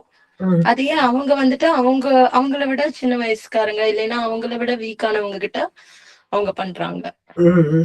சோ அப்போ குழந்தைகளுக்கு வந்து இது கரெக்டா நீங்க சொன்னது, அந்த போபோடால் எக்ஸ்பெரிமெண்ட்டும் சரி, இந்த ஆடும் சொல்ற விஷயம் வந்து என்னன்னா, குழந்தைகள் வந்து மாடலிங்ல இருந்து தான் நிறைய கத்துக்கிறாங்க அப்படிங்கறதுதான் அதுல சொல்ல வராங்க. இப்ப நம்ம வந்து குழந்தைகள் இப்படி பிஹேவ் பண்றாங்க, இதெல்லாம் செய்யறாங்க, இதெல்லாம் நம்ம சொல்றோம் அப்படின்னு சொன்னா அந்த பொறுப்பு வந்து முழுக்க முழுக்க நமக்கு பெற்றோர்கள், ஆசிரியர்கள், அப்புறம் வந்து நம்ம சமூகம். ஏன்னா இந்த 3 விஷயங்கள்ல இருந்தா குழந்தைகள் வந்து கத்துக்கிறாங்க. அவங்களாம் அப்படியே புதுசா யோசிச்சு எதுவும் பண்றது இல்லை இல்லையா? சோ அப்ப வந்து அந்த மாடலிங் அப்படிங்கிற விஷயத்துல நம்ம ரொம்ப ரொம்ப கவனமா இருக்கணுங்க. ஏன்னா வந்து 3 விதமான மாடலிங் வந்து சொல்றாரு. இந்த போபோடால் எக்ஸ்பெரிமெண்ட் பண்ணது வந்து யாருன்னா சோசியல் லேர்னிங் தியரி அப்படிங்கிற ஒரு விஷயத்த கொண்டு வந்து ஆல்பர்ட் பண்டூரா அப்படிங்கிறவர் தான் பண்றாரு. ஒரு ப்ரீ ஸ்கூல்ல போயிட்டு இந்த மாதிரி ஒரு டாலை வச்சுட்டு பெரியவங்க வந்து அதை அட்டாக் பண்ற மாதிரி அதை சில குழந்தைகள் பார்த்தா திரும்ப அந்த பொம்மை கிட்ட அவங்க அட்டாக்கே தான் பண்றாங்க. இதுவே வந்து ஜென்டலா அந்த பொம்மையை ஹேண்டில் பண்ற மாதிரியான ஆக்ஷன் செஞ்சா திருப்பி அந்த குழந்தைகளும் அந்த பொம்மை கிட்ட வந்து ஜென்டலா இருக்காங்கன்னு அவர் வந்து சொன்னாரு. சோ அவர் 3 விதமான மாடல்ஸ் சொல்றாரு. ஒண்ணு லைவ் மாடல்ஸ், இன்னொன்னு சிம்பாலிக் மாடல்ஸ், இன்னொன்னு இன்ஸ்ட்ரக்ஷனல் மாடல்ஸ். இந்த லைவ் மாடல் அப்படிங்கிறது நம்மனா பேரண்ட்ஸும் டீச்சர்ஸும். இந்த சிம்பாலிக் மாடல் அப்படிங்கிறது வந்து அவங்க டிவில பாக்குறாங்க இல்லையா, சினிமால பாக்குறாங்க இல்லையா, அவங்க எல்லாம் தான் வந்து இந்த சிம்பாலிக் மாடல்ஸ். அப்போ நம்ம நிறைய இப்போ நம்ம டிஸ்கஸ் பண்ணோம்ல, வன்முறை சார்ந்த திரைப்படங்கள், வன்முறை சார்ந்த விஷயங்கள் நிறைய நம்மளே அவங்க தியேட்டருக்கு கூட்டிட்டு போய் காட்டும் போது அந்த சிம்பாலிக் மாடல்ஸ் அவங்களுடைய இம்பாக்ட் வந்து ரொம்ப ஜாஸ்தி இருக்கும். சோ அப்போ வந்து நம்ம யாரை நம்ம மாடலா காட்டுறோம் அப்படிங்கிற விஷயம் வந்து ரொம்ப ரொம்ப முக்கியம் இப்ப இருக்கக்கூடிய குழந்தைகளுக்கு. ஏன்னா வந்து முந்திலாம் வந்து சொல்லுவாங்க இல்லையா, மூணாவதுதான் இந்த இன்ஸ்ட்ரக்ஷனல் மாடல். நம்மலாம் நிறைய படிச்சிருப்போம், காந்தி, ஹரிச்சந்திரா, இது மாதிரியான விஷயங்கள். ஆனா அதுதான் ரொம்ப ரொம்ப பவர் கம்மியான ஒரு மாடல், இன்ஸ்ட்ரக்ஷனல் மாடல். இந்த லைவ் மாடல்லையும் இந்த சிம்பாலிக் மாடல்லையும் நம்ம ரொம்ப ரொம்ப கவனமா இருக்கணும். ஏன்னா அதுல இருந்துதான் குழந்தைகள் வந்து கத்துக்கிறாங்க அப்படிங்கறது வந்து நம்ம பாக்குறோம். சோ அப்ப வந்து நம்ம குழந்தைகளை குறை சொல்றதுக்கு முன்னாடி எந்த மாடலை அவங்க ஃபாலோ பண்றாங்க அப்படிங்கறத வந்து நம்ம புரிஞ்சுக்கிட்டோம் அப்படின்னு சொன்னா, அந்த மாடலை சரி செய்வதன் மூலமாக, இல்லைன்னா அந்த மாடலை நம்ம குழந்தைக்கு காட்டாம அதை என்கரேஜ் பண்ணாம இருப்பதன் மூலமா நம்ம வந்து சேஞ்சஸ் வந்து கொண்டு வர முடியும். இப்ப வந்து நமக்கு மாடல் காட்டலாம் அப்படின்னா அது திரைப்படத்திலயும் சரி, இல்ல அரசியல்லயும் சரி, எங்கேயுமே வந்து ஒரு ஆரோக்கியமான ஒரு மாடல் வந்து கம்ப்ளீட்டா நீங்க இந்த பர்சன் வந்து நம்ம இன்ஸ்பிரேஷனா எடுத்துக்கலாம்னா அதை எடுக்கவே முடியல. இப்ப வந்து ஏன்னா சோசியல் மீடியா அது இதுன்னு எக்கச்சக்கமான இன்ஃபர்மேஷன்ஸ் வரும்போது ரொம்ப கஷ்டமா இருக்கு. சோ அப்போ குழந்தைகளுக்கு இருக்கக்கூடிய ஒரே ஆப்ஷன் பெற்றோர்கள், ஆசிரியர்கள், அவங்க இருக்கிற அந்த நெய்பர்ஹுட், அந்த இடங்கள்ல வந்து நம்ம ஹெல்தி மாடல்ஸ் கொடுக்கும் போதுதான் வந்து நம்மளால இந்த சேஞ்சஸ் கொண்டு வர முடியும். இந்த பேரண்டிங் ஸ்டைல்ஸ் பத்தி எப்போதுமே ஒரு கேள்வி வரும். எந்த மாதிரியான ஸ்ட்ரிக்டா இருக்கணுமா, இல்லைன்னா ரொம்ப ஜாலியா இருக்கணுமா அப்படிங்கிற ஒரு கன்ஃபியூஷன் வந்து இப்ப இருக்கிற பேரண்ட்ஸ்க்கு நிறைய வந்துட்டே தான் இருக்குது. அதுக்கான விஷயங்களும் நிறைய நடந்துட்டே இருக்கிறதுனால, ஏன்னா சோசியல் மீடியாஸ்ல எல்லாம் ஜென்ரல் பேரண்டிங், அது இது பல வகையான பேரண்டிங் சொல்லும் போது இந்த கன்ஃபியூஷன்ஸ் வந்துருது. சோ இதுல ஒரு வகையான பேரண்டிங் தான் கரெக்ட் அப்படின்னு நம்ம சொல்ல முடியாது. சில நேரங்கள்ல நம்ம கொஞ்சம் ஸ்ட்ரிக்டா, இப்ப அந்த ஸ்கிரீன் டைம் மாதிரி விஷயங்கள்ல நம்ம கொஞ்சம் அத்தாரிட்டேரியனா இருந்தாகணும். அந்த ஃபர்ஸ்ட் இருக்கிறாரு இல்லையா, அந்த இமேஜ்ல இருக்கிறது அத்தாரிட்டேட்டிவ் அப்படிங்கிறது காம்பினேஷன். நம்ம வந்து அவங்க கிட்ட ஃப்ரெண்ட்லியா இருப்போம், நல்ல ஒரு மரியாதையோட இருப்போம், அவங்க கூட விளையாடுவோம், எல்லாமே செய்வோம். அதே நேரத்துல அவங்களுக்கு ஒரு கைடன்ஸ், ஒரு கைடாவும் நம்ம வந்து இருப்போம். இந்த பெர்மிசிவ் வந்து கொஞ்சம் டேஞ்சர் தான். ஏன்னா நம்ம ஒரு விடுமுறை, ஒரு வெக்கேஷன்ல நம்ம பெர்மிசிவா இருக்கலாம். பட் வந்து எப்பவுமே ஒரு குழந்தை ஒரு தவறான விஷயம் செய்யும் போது வந்து, குழந்தைன்னா அப்படிதான் இருக்கும். நிறைய வீட்டுல பெரியவங்க சொல்லுவாங்க, இந்த குழந்தைகள்லாம் அப்படிதான், எங்க போனாலும் இப்படிதான் நடந்துக்குவாங்க அப்படின்னு சொல்லும் போது அந்த குழந்தைக்கு அந்த நடத்தை பிரச்சனைகள் வருவதற்கான சான்ஸ் இருக்கு. ரொம்ப ரொம்ப டேஞ்சர். அந்த அன்இன்வால்வ்டா நம்ம இருக்கிறது தான். சோ நீ என்ன வேணா படிக்கோ, நானா என் உலகத்துல இருக்கிறேன் அப்படிங்கும் போது அவங்களுக்கு வந்து அது வந்து நம்ம ஒரு ஃப்ரீடம் நம்ம கொடுக்கலாம். ஆனா எப்போதுமே அந்த மாதிரி அதுல இன்வால்வ் ஆகாம அந்த குழந்தையாவே எல்லாம் செஞ்சுட்டு இருக்கணும்ன்றது வந்து பாசிபிள் இல்லை.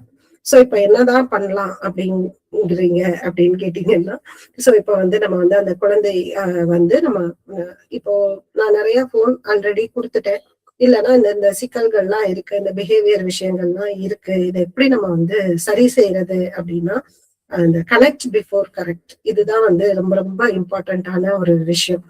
ஒரு குழந்தைக்கு நம்ம சில விஷயங்களை சரி பண்ணணும், கத்து கொடுக்கணும். அந்த குழந்தைய நான் மேம்படுத்தணும்னா அந்த குழந்தை கூட நம்ம வந்து ஃபர்ஸ்ட் கனெக்ட் ஆகணும். அதுக்கான வழிமுறைகள் தான் இந்த நாளும். எந்த குழந்தையுமே ஒரு புன்னகையோட போய் நம்ம அவங்க கூட விளையாடும் போது, அவங்க கூட சேர்ந்து ஒரு பாடல் பாடும்போது, அந்த அவங்க விளையாடுற விளையாட்டுக்குள்ள போய் நம்மளும் சேரும் போது கண்டிப்பா நம்ம கூட கனெக்ட் ஆவாங்க. ஒரு சின்ன விஷயத்த செய்ய வைக்கிறது கூட ஒரு விளையாட்டு போல நம்ம வந்து செய்யும் போது, ஒரு கவுண்ட் பண்ணி ஒரு கியூரியாசிட்டி கொடுத்து செய்யும் போது கண்டிப்பா அவங்க கனெக்ட் ஆவாங்க. எம்பத்தி, அவங்களுடைய சின்ன சின்ன பிரச்சனைகளும் அவங்களுக்கு பெரிய பிரச்சனை தான். ஏன்னா நம்ம குழந்தையா இருக்கும் போது நமக்கு அது பெரிய பிரச்சனையா தான் இருந்தது அப்படிங்கிற விஷயம் நமக்கு புரிஞ்சிச்சுன்னா அவங்களுடைய உணர்வுகளையும் நம்ம வந்து மதிச்சு செயல்படுவோம். அதுக்கப்புறம் வந்து ஒரு பாசிட்டிவான விஷயங்களே எப்பவுமே பேசுறது. அதாவது ரொம்ப ஃபேமஸா நம்ம எப்பவுமே இது இருந்திருக்கு. நம்ம குழந்தைகளா இருக்கும்போதுமே இது இருந்திருக்கு. நீ எங்க உருப்பட போற, நீ மாடு மேய்க்கதான் போற, நீ நல்லா இருக்கிற ஒரு குழந்தைய வந்து நம்ம பிடிச்சி எப்ப பார்த்தாலும் நீ லைஃப்ல சக்சஸ்ஃபுல்லா ஆக மாட்ட, நீ வந்து நீ இந்த மைண்ட் செட் வந்து உனக்கு செட் ஆகாது, நீ வந்து அதாவது நீ எங்க தேர போற, இந்த மாதிரியான சொற்கள் நம்ம வந்து நிறைய கேட்டிருக்கோம். அது இல்லாம அந்த குழந்தைக்கு ஒரு growth மைண்ட் செட் கொடுக்குற மாதிரியான நேர்மறையான விஷயங்கள். இப்போ ஒரு குழந்தைக்கு இப்ப கணக்கு வரலன்னே வச்சுக்கோங்களேன்.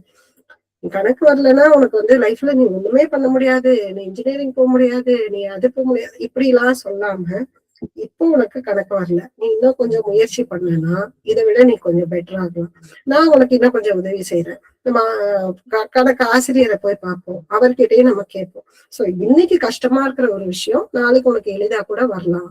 எனக்கு கூட இப்படி எல்லாம் நிறைய விஷயங்கள் நடந்திருக்கு. எனக்கு ஃபர்ஸ்ட் சைக்கிளே எனக்கு ஓட்ட தெரியாம இருந்தது, இப்ப நான் எவ்வளவு சூப்பரா நான் வந்து பைக்கு கார்லாம் டிரைவ் பண்றேன். இப்படியான ரீஃப்ரேமிங். சோ இந்த நேரம் உனக்கு இது வரலனாலும் ஃபியூச்சர்ல உனக்கு இதுக்கான ஒரு வாய்ப்பு இருக்கு அப்படின்னு நம்ம வந்து சொல்லுவது வந்து ரீஃப்ரேமிங். அதுக்கப்புறம் வந்து ஆக்டிவா அவங்க சொல்றத காது கொடுத்து கேட்கறது, கூர்ந்து கவனிச்சு கேட்கறது, ஓப்பன் மைண்டடா அவங்க சொல்ற விஷயங்கள கேட்கறது. இப்ப வந்து ஒரு குழந்தை வந்து சொல்லுது, எனக்கு வந்து என் ஃப்ரெண்ட்ஸ் கூட பிரச்சனை அப்படின்னு சொன்னா, இதெல்லாம் ஒரு பெரிய விஷயமா? ஃப்ரெண்ட்ஸ் இருந்தா அப்படிதான் இருக்கும் அப்படின்னு அந்த பிரச்சனைய ஒரு சொல்யூஷன் கொடுத்து அப்படியே முடிச்சு விடாம அதை வந்து அவங்க என்ன சொல்றாங்க, என்ன ஆச்சு, ஓ அப்படியா, எனக்கு புரியுது, கஷ்டமாதான் இருக்கும், என்னால புரிஞ்சுக்க முடியுது, இன்னும் சொல்லு அதை பத்தி, நீ இன்னும் ஏதாவது பேசணுமா கேட்கணுமா, அப்படி எல்லாம் நம்ம வந்து கேட்கும் போது அவங்களுக்கு நம்ம சொல்றத கேட்கறதுக்கு ஒரு ஆள் இருக்காங்க, நமக்கு பிரச்சனைகளுக்கு நமக்கு சப்போர்ட் பண்ணுவாங்க அப்படிங்கிற ஒரு கனெக்ஷன் அவங்களுக்கு கிடைக்கும். சோ அதே மாதிரி இது எல்லா விஷயத்திலுமே இதை வந்து நம்ம வந்து அப்ளை பண்ணிக்கலாம். சோ அந்த ஒரு ஓப்பனான ஒரு உரையாடலும் அதுக்கு சப்போர்ட்டிவான விஷயங்களும் நம்ம அவங்களுக்கு சொல்லும் போது இன்னுமே அந்த பிணைப்பு வந்து அவங்களுக்கு ஜாஸ்தி ஆகும். இது உங்களுக்கான ஒரு சரிபார்ப்பு பட்டியல். நம்ம குழந்தை இதெல்லாம் பண்ணுதா அப்படின்னு நீங்க வந்து செக் பண்ணிக்கலாம். ஒரு மன நலம், உடல் ஆரோக்கியம் எல்லாம் சேர்ந்து ஒரு 7 to 8 மணி நேர தூக்கம் கிடைக்குதா, 3 வேளை நல்ல ஆரோக்கியமான உணவு சாப்பிடுதா, தண்ணீர் போதிய அளவு குடிக்கிறாங்களா, வெளியிடங்களுக்கு நிறைய போறாங்களா, அங்க விளையாடுறாங்களா. ஏன்னா இதுவே இப்போ ஒரு பெரிய டாஸ்கா இருக்கு. வெளியே போனா வெயில் அடிக்குது, அப்புறம் இன்ஃபெக்ஷன் ஆயிரும், இருமல் வந்துரும் அப்படின்னா நிறைய விஷயங்கள் வந்து கேள்விப்படுறேன். சூரிய வெளிச்சம் ரொம்ப முக்கியம். வீட்டுல இருந்து ஸ்கூல் பஸ் இல்லைன்னா வேன், அப்புறம் ஸ்கூல், திரும்ப அங்க இருந்து அப்படியே வேன், அப்புறம் திரும்ப வீடு, அப்புறம் எங்கேயாவது ஒரு டியூஷன், இப்படியே ஒரு இதுல போகும்போது அந்த சன்லைட் அது கொடுக்குற எனர்ஜி, அது கொடுக்குற both physically and mentally also. அப்புறம் இந்த விளையாட்டு இது ஏன் 3 தடவை போட்டிருக்கேன் அப்படின்னா, அவ்வளவு நிறைய குழந்தைகள் விளையாடணும். விளையாட அவங்களுடைய உடல் நலன் மட்டும் இல்ல, மனநலமும் அதுல இருந்து அவங்களுக்கு வந்து மேம்பாடு அடையும். அவங்களுக்கு உள்ள அடக்கி வச்சிருக்கிற கோபம், சோகம் எல்லாமே விளையாடும் போது அது பிசிக்கல் எனர்ஜியா வெளியே வந்துடும். சோ ஏதாவது ஒரு ஸ்போர்ட்ல, அவங்களுக்கு பிடிச்சமான ஒரு ஸ்போர்ட்ல அவங்க இருக்கிற மாதிரி பாத்துக்கிறது அவங்க மென்டல் ஹெல்த்துக்கு நல்லது. ஒரு சுதந்திரம், ஸ்பெல்லிங் மிஸ்டேக், சுதந்திரமாக உணர்வுகளை வெளிப்படுத்துது. என்ன நினைக்கிறாங்களோ அத பேசக்கூடிய வீட்டுல உன்னை பேச ஆரம்பிக்கும் போதே அப்படிலாம் பேசக்கூடாது, அதெல்லாம் தப்பு, ரொம்ப வாய் ஜாஸ்தி, ஏத்து பேசுற அப்படின்லாம் சொல்லாம அவங்க சொன்னதுக்கு அப்புறம் அதுல இருக்கிற சரி என்ன, அதுல இருக்கிற தவறு என்னன்னு அதுக்கப்புறமா நம்ம வந்து நிதானமா எடுத்துக்கொள்ளுது. சோ இந்த விஷயங்கள் எல்லாமே நம்ம குழந்தைக்கு கிடைக்குது அப்படின்னு சொன்னா கவலைப்பட வேண்டாம். அந்த குழந்தை வந்து ஒரு நல்ல மனநலம் அதுக்கு இருக்கக்கூடிய ஒரு சூழல்ல தான் அந்த குழந்தை வளர்ந்துட்டு இருக்கு அப்படிங்கிறது அர்த்தம். சோ அப்போ எப்போ பெற்றோர் எதெல்லாம் சரி செய்யலாம், பெற்றோர் இது வந்து கேள்விகளா வரும், அதனால நான் முன்னாடியே வந்து இதை போட்டு வச்சுக்கிட்டேன். சோ எப்போ வந்து இந்த மாதிரி சைக்காட்ரிஸ்ட பார்க்கணும், சைக்காலஜிஸ்ட பார்க்கணும், எப்போ வந்து நம்மளே சரி பண்ணிக்கலாம் அப்படிங்கிற ஒரு டவுட் வரும் எப்போதுமே. சின்ன சின்ன பிரச்சனைகள் நம்ம அன்பா பேசி சமாதானம் பண்ணிக்கலாம். 2 வாரம், 2 மாசம், 2 வருஷமா இந்த பிரச்சனை போயிட்டு இருக்கு அப்படின்னா கண்டிப்பா நம்ம வந்து ஒரு எக்ஸ்பர்ட் கிட்ட நம்ம கேட்டுக்கலாம்.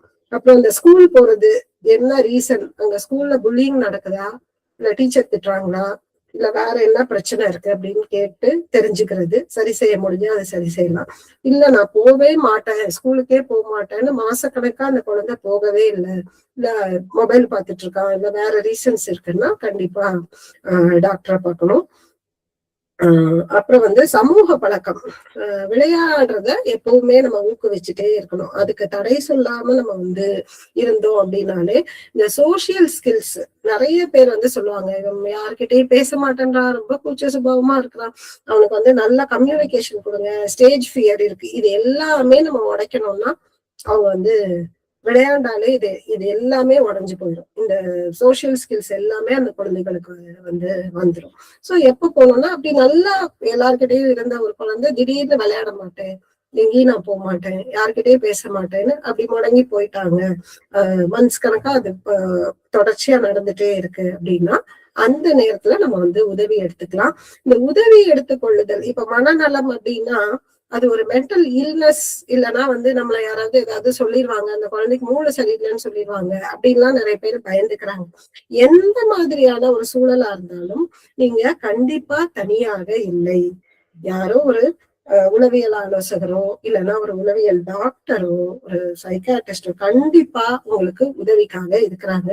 தயங்காமல் பெற்றோர்களா இருந்தாலும் சரி, ஆசிரியர்களா இருந்தாலும் சரி, ஒருவேளை இந்த குழந்தைக்கு உதவி தேவைப்படுமோன்னு நினைச்சாலே கண்டிப்பாக எங்களுடைய உதவியை எடுத்துக்கலாம். சோ அது வந்து எந்த விதத்திலையும் அந்த குழந்தைக்கு பாதகமா முடியாது, சாதகமாதான் முடியும் அப்படிங்கறத வந்து சொல்லி நான் என்னுடைய இந்த உரையை வந்து இந்த இடத்துல நிறைவு செய்யறேன்.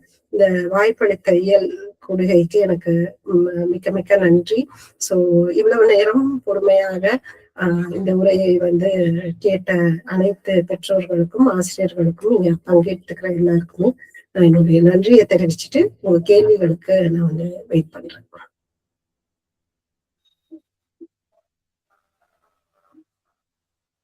நன்றி. மிகச் சிறப்பான உரை. பல விஷயங்கள் வந்து எப்படி நம்ம கண்ணெதிர பார்த்துக்கிட்டே இருக்கோம், சொந்த வீட்டிலேயே பேர பிள்ளைகள் இருக்காங்க, பார்க்குறோம், அவங்களோட டைம் ஸ்பெண்ட் பண்ணுறோம். ஆனால் எவ்வளோ மிஸ் பண்ணுறோம் அப்படிங்கிறது இன்றைக்கு உங்கள் உரையில இருந்து நல்லா எனக்கே அது ரொம்ப புதிய திறப்பாக அமைஞ்சது. ரொம்ப நன்றி. நன்றி நன்றி நன்றி. வாழ்த்துகள். ரொம்ப சிறப்பான ஒரு உரை.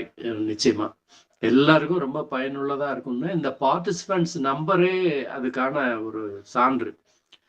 கிட்டத்தட்ட 72 பேர் தொடர்ந்து இவ்வளவு நேரம் வரைக்கும் இவ்வளவு பேர் இருக்காங்கிறது மிகப்பெரிய விஷயம். இயல் இன்றைய கூடுகை ரொம்ப வெற்றிகரமான ஒரு கூடுகை. இப்போ மற்ற நண்பர்கள் ஏதாவது கேள்விகள் இருந்தா இன்னும் ஒரு 20 நிமிடம் இருக்கு, நீங்க கேட்கலாம். அவங்க கொஞ்சம் சிரமப்படுறாங்க, இருந்தாலும் அவ்வளவு ஆர்வமா அவங்க இல்ல பரவாயில்ல, கண்டிப்பா ரெடியா தான் இருக்கிறேன். நல்லது, கேள்வி கேட்கலாம். ஐயா வணக்கம், நான் புதுச்சேரியில இருந்து மாலதி ராமலிங்கம் பேசுறேன். ஒரு செஷன் ஆக்சுவலி மேடம் நான் 9:15 கிட்ட தான் ஜாயின் பண்ணேன். ஆனா நீங்க போட்ட அந்த ஸ்லைட் எல்லாமே பார்த்துட்டேன் நான். அதுக்கப்புறமா போட்டது சேவ் பண்ணி வச்சிருக்கிறேன். ஒரே ஒரு ரிக்வெஸ்ட், இதுக்கு முன்னாடி நீங்க போட்ட ஸ்லைடு எனக்கு தெரிஞ்சுக்கணும்னு ஆசை. சாலைச்செல்வம் அம்மா கிட்ட என்னோட நம்பர் இருக்கு, நான் அவங்க கிட்ட நீங்க அவங்களுக்கு அனுப்புனீங்கன்னா கூட நான் வாங்கிக்குவேன். கண்டிப்பாங்க நான் ஷேர் பண்றேன். Thank you madam. ஆக்சுவலி எங்களோட பேத்தி வந்து இப்போ எல்கேஜி படிக்கிறா. எங்க வீட்டை டிவிக்கு பாக்குறது கிடையாது. சோ அவங்க அந்த மாதிரி கிடையாது, வெளில போனா பாக்குறாங்களே தவிர நம்ம வீட்டுல அந்த மாதிரி பாக்கணும்ன்ற ஹேபிட் கிடையாது. போனும் அதே மாதிரி நாங்க ரொம்ப யூஸ் பண்றது இல்ல. நிறைய புக்கு, எஸ்பெஷலி உதயசங்கர் ஐயாவோட புத்தகங்கள்லாம் எங்க வீட்டுல நிறைய இருக்கு. சோ அவங்களுக்கு வந்து ஏதாவது ஒண்ணு கொடுத்தோம்னா, எந்த புக்கா இருந்தாலும் அது எந்த ஏதாவது ஒரு பெரியவங்க படிக்கிற புத்தகம்னாலும் அந்த புக்கை வாங்கி அது என்ன இருக்குன்னு திருப்பி பாப்பாங்க. புக்கு ரொம்ப இன்ட்ரெஸ்ட் இருக்கு அவங்களுக்கு. சேம் டைம் இந்த மேகசின் எல்லாம் டிராயிங் எல்லாம் போடுறது அந்த மாதிரி இதெல்லாம் கூட நல்லா வீட்டுல நாங்க பேசுவோம். சோ அழுத்தம் திருத்தமா நல்லா கிளியரா எல்லாம் கம்யூனிகேட் பண்றது எல்லாமே பண்ணுவா. ஒரே ஒரு டிராபேக் மட்டும் என்னன்னா பிடிவாதம் இருக்கு. அதை எப்படி எங்களால சமாளிக்கிறது தெரியல. பிடிவாதம் அப்படிங்கறத விட அந்த குழந்தைக்கு ரொம்ப தெளிவா தெரியுதோ என்னவோ எனக்கு என்ன வேணும் அப்படிங்கிறது. சோ அந்த மாதிரியான ஒரு பிடிவாதம் பண்ணும் போது அந்த நேரம் வந்து இப்போ வீட்டுல ரொம்ப அதிகமா இருக்கா, இல்ல வெளியே போனா அந்த பிடிவாதம் வந்து ரொம்ப அதிகமா தெரியுதா? வீட்டுல ஃபார் எக்ஸாம்பிள் காலையில குளிக்கிறாங்க அப்படின்னு சொன்னா அவங்க யார சொல்றாங்களோ அவங்கதான் போய் குளிப்பாட்டணும்னு எதிர்பார்ப்பாங்க. சில சமயம் கியூல 4 பேரும் ஒவ்வொருத்தாளா வந்து என்ன குளிப்பாட்டுங்கன்னு நிப்பாங்க. நம்ம ஸ்கூலுக்கு கிளம்பணும். சோ ஒரு அளவுக்கு மேல தண்ணி நிக்கும் போது ஒரு தடவை அந்த மாதிரி 5 தடவை குளிச்சு ஜுரமே வந்துருச்சு அவளுக்கு. சரி போகட்டும் கொஞ்சம் திருத்தட்டும் பார்த்து, அதாவது சரின்னு சொல்லிட்டு விடவும் முடியல, கண்டிக்காமவும் இருக்க முடியல. ஒரு அந்த நேரமும் பரபரப்பான நேரம் அந்த மாதிரி சில. ஆனா கொஞ்ச நேரம் அவ செட் ஆயிட்டேன்னு வச்சுக்கோங்களேன், அதுக்கப்புறம் நார்மல் ஆயிடுவா. நான் இனிமே அத மாதிரி எல்லாம் பண்ண மாட்டேன், போக மாட்டேன், அப்படியே பெரியவங்க பேசுற மாதிரி ரொம்ப பொலைட்டா பேசுவா. இல்ல கரெக்ட் தான் நீங்க சொல்ற மாதிரி.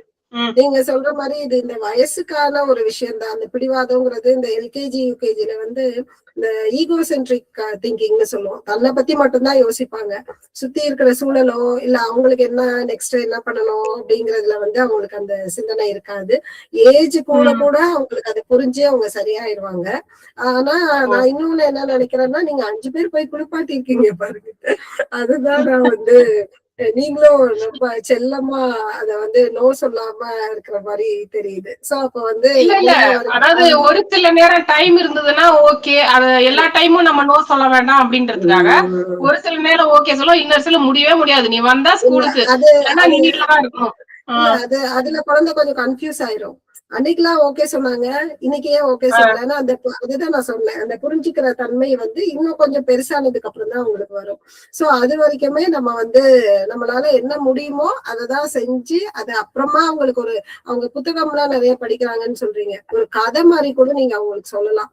இந்த மாதிரி வேற யாரோ ஒரு ஊர்ல ஏதோ ஒரு பையன் இருந்தான், அந்த பையன் வந்து இந்த மாதிரி ரொம்ப முரண்டு பிடிப்பான் அப்படின்னு அவளை பாயிண்ட் அவுட்டே பண்ணாம வேற ஒரு சிறுவனை பத்தி சொல்ற மாதிரி ஒரு கதையா சொன்னா ஆட்டோமேட்டிக்கா இது வந்து ரிலேட் பண்ணிக்கும் அந்த குழந்தை. சோ அப்ப வந்து இப்போ நீங்க சொன்னது ஒண்ணு ஞாபகம் வருது. 6 monthsல இருந்து அவங்களுக்கு பல்லு விளக்குற ஹேபிட் இருக்கு, காலையில இருந்து நைட் 2 தடவை. அப்ப வந்து அந்த டின் அது பல்லு விளக்கும் அப்படின்ற அந்த கதையை சொல்லி சொல்லி சொல்லி அவங்க பல்லு விளக்குன்றதுல இதுவாயிட்டாங்க. அதெல்லாம் சமாளிச்சுட்டா. இப்ப இந்த குளிக்கிற விஷயத்துல வந்து ஒரு கதையை போடுங்க, அவ்வளவுதான். Okay madam. சில டைம் வந்து யாராவது ஏதோ அவளுக்கு பிடிக்கல சொன்னா அவங்கள அடிங்க அப்படின்னு சொல்லி, எனக்கு வேண்டாம், நான் அவங்க கிட்ட பேச மாட்டேன், எனக்கு அவங்கள பிடிக்கல. வீட்டுல இருக்கிற 4 பேரையே மாத்தி மாத்தி எனக்கு இவ்வளவுதான் பிடிக்கும் அப்படி எல்லாம். இப்போ எல்கேஜி தானே மேடம், இன்னும் கொஞ்சம் அவங்க வளரட்டும். பிளஸ் நிறைய வெளியே விளையாட அலோவ் பண்ணுங்க. அந்த மத்த பசங்க கூட சேரும் போது இந்த இதெல்லாமே அவங்க புரிஞ்சுக்குவாங்க, எது நம்ம சொல்லலாம் எது சொல்லக்கூடாது அப்படிங்கிறது. அதுக்கான சூழல் வந்து நிறைய ஏற்படுத்தி கொடுங்க. Okay okay madam. ஸ்கூல் முடிஞ்சதுக்கு அப்புறம் கொஞ்ச நேரம் விளையாடுறா, அங்க கூட இருக்கிறவங்க கூட அப்படி இந்த சறுக்கு முறை அதெல்லாம் விளையாடுறா. அது அப்போ அவங்க ஆட்டோமேட்டிக்கா அவங்களுக்கு அந்த புரிதல் வந்துடும். Okay okay. அதே மாதிரி நீங்க சொன்னீங்களா இந்த ஸ்டேஜ் பியர் பத்தி, ஆக்சுவலி நானும் எங்க கணவர் 2 பேருமே இலக்கியம் நாடகம் அந்த மாதிரி எல்லாம் இருக்கணும்ன்றனால நாங்க அவளுக்கு வந்து இப்போ ஸ்கூல்ல ஃபங்க்ஷன் நடந்த போது சர்டிபிகேட் கொடுத்தாங்க. பெரியவங்க மாதிரி நேரா போனா கரெக்டா ஸ்டேஜ் பார்த்து கையெடுத்து கும்பிட்டுட்டு நேரா ஸ்டேஜ் பார்த்து சென்ட்ரல் நிக்கிறா. நாங்க தூரத்துல வந்து எங்களுக்கே ஆச்சரியமா இருந்தது. சோ நீங்க சொல்ற விஷயம்லாம் என்னால கோரிலேட் பண்ண முடிஞ்சது. உங்களுடைய கைண்ட் அட்வைஸ் ரொம்ப thanks madam. Thank you madam. Madam வணக்கம், திருச்சியில இருந்து பேசுறேன். வணக்கங்க, சொல்லுங்க. ஆக்சுவலா பொண்ணு மேடம் 4th வரைக்கும் ஒழுங்கா கிளாஸ் போயிட்டு இருந்தாங்க மேடம். இப்போ 4th to 5th போறப்ப ஆக்சுவலா இவங்க 4th படிக்கிற வரைக்கும் வேற மேனேஜ்மெண்ட் ஸ்கூல்ல இருந்தாங்க. அந்த ஸ்கூல் வந்து ஒரு லீஸ்க்கு எடுத்து பண்ணிட்டு இருந்தாங்க மேடம், நடத்திட்டு இருந்தாங்க. இப்போ வந்து அவங்க ஓன் பில்டிங் கட்டிக்கிட்டு பக்கத்து ஊருக்கு ஷிஃப்ட் ஆயிட்டாங்க மேடம், புது பில்டிங். இப்போ 5th வந்து போக மாட்டேன், நான் ஸ்கூலுக்கு போக மாட்டேன்னு சொல்லி அடம் முடிக்கிறாங்க மேடம். ஓகே, அவங்க ஒரு நாளாவது போனாங்களா? போயிட்டு இருந்தாங்க மேடம். வீக்லி ஒரு 2 days போனாங்க மேடம். இப்ப 2 நாளா பாத்தீங்கன்னா பிரின்சிபல்ட்ட வந்து தனியா பேசிட்டு இவங்க அம்மாவையும் கூட வந்து அங்க உட்கார வைக்கிறேன் மேடம், ஸ்கூல்ல உட்கார வைக்கிறேன். இல்ல பண்ணலாம். இந்த சிஸ்டமேட்டிக் டீசென்சிடைசேஷன் சொல்லுவோம் சார். அதாவது இந்த மாதிரி எல்லாம் சூழ்நிலை வரும்போது எடுப்புலயே வந்து இது பண்ணாம ஒரு முதல்ல இந்த அம்மா கூட போறது, அதுக்கப்புறம் அவங்க கொஞ்சம் கொஞ்சம் அப்படி விலகி வந்துடுறது, அப்புறம் அரை நாள் அவங்களை அட்டென்ட் பண்ண வைக்கிறது, அப்புறம் ஒரு நாள், அந்த மாதிரி நம்ம இன்க்ரீஸ் பண்ணலாம். 1 வாரம் 10 நாள் கூட நம்ம இதை செய்யலாம். ஆனா நம்ம செய்யக்கூடாதது என்னன்னா, அவங்க அழுது அடம் பிடிச்சாங்கன்னா சரி பரவாயில்ல இன்னைக்கு இருன்னு மட்டும் நம்ம சொல்லவே கூடாது. ஏன்னா ஒரு தடவை நீங்க அப்படி சொல்லிட்டீங்கன்னா அப்புறம் தொடர்ச்சியா நடந்துட்டே இருக்கும். ஏதாவது ஒரு நாள் எனக்கு ஒரு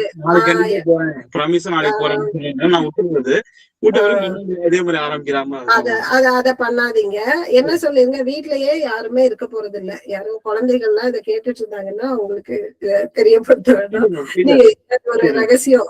ஏன்னா வந்து வீட்லயே யாரும் இருக்க மாட்டோம், அம்மா அப்பா எல்லாருமே வெளியே போறோம். அப்போ உனக்கு ஸ்கூல் தான் இது, அம்மாவுக்கு ஒரு வேலை இருக்கு, அப்பாவுக்கு வேலை இருக்கு, தாத்தாக்கு வேலை, யாருமே வீட்டுல இல்ல அப்படின்ற மாதிரி ஒரு நம்ம இது பண்ணி வீட்டெல்லாம் லாக் பண்ணிட்டு கூட உனக்கு ஸ்கூல் தான் பிளேஸ் அப்படிங்கறத வந்து நம்ம வந்து கொடுக்கலாம். நீ வீட்டுக்கு போனாலும் இப்ப யாரும் இருக்க மாட்டாங்க. ஏன்னா குழந்தை என்ன நினைக்கணும், வீட்டுல எல்லாம் ஜாலியா டிவி பார்த்துட்டு இருக்காங்க, நான் மட்டும் என் ஸ்கூலுக்கு வரேன் அப்படின்னு நினைக்கும். சோ அப்போ வந்து நம்ம இந்த மாதிரி ஒரு டெக்னிக் ஃபாலோ பண்ணா, நான் சொன்ன மாதிரி கொஞ்சம் கொஞ்சமா அந்த நேரத்தை அதிகப்படுத்தலாம். 1/2 மணி நேரம், 1 மணி நேரம், அரை நாள், அப்புறம் முழு நாள், அப்புறம் பேரண்டே இருக்கல, அப்புறம் அந்த குழந்தைய போகுது. 2வது, ஒவ்வொரு நாளுமே ஸ்கூல்ல அந்த குழந்தைக்கு ஒரு பிடிச்ச விஷயம் கண்டிப்பா இருக்கும். ஒண்ணு ஃப்ரெண்டா இருக்கலாம், இல்ல ஒரு கேம்ஸ் பீரியடா இருக்கலாம், இல்ல யாராவது ஒரு டீச்சரா இருக்கலாம்.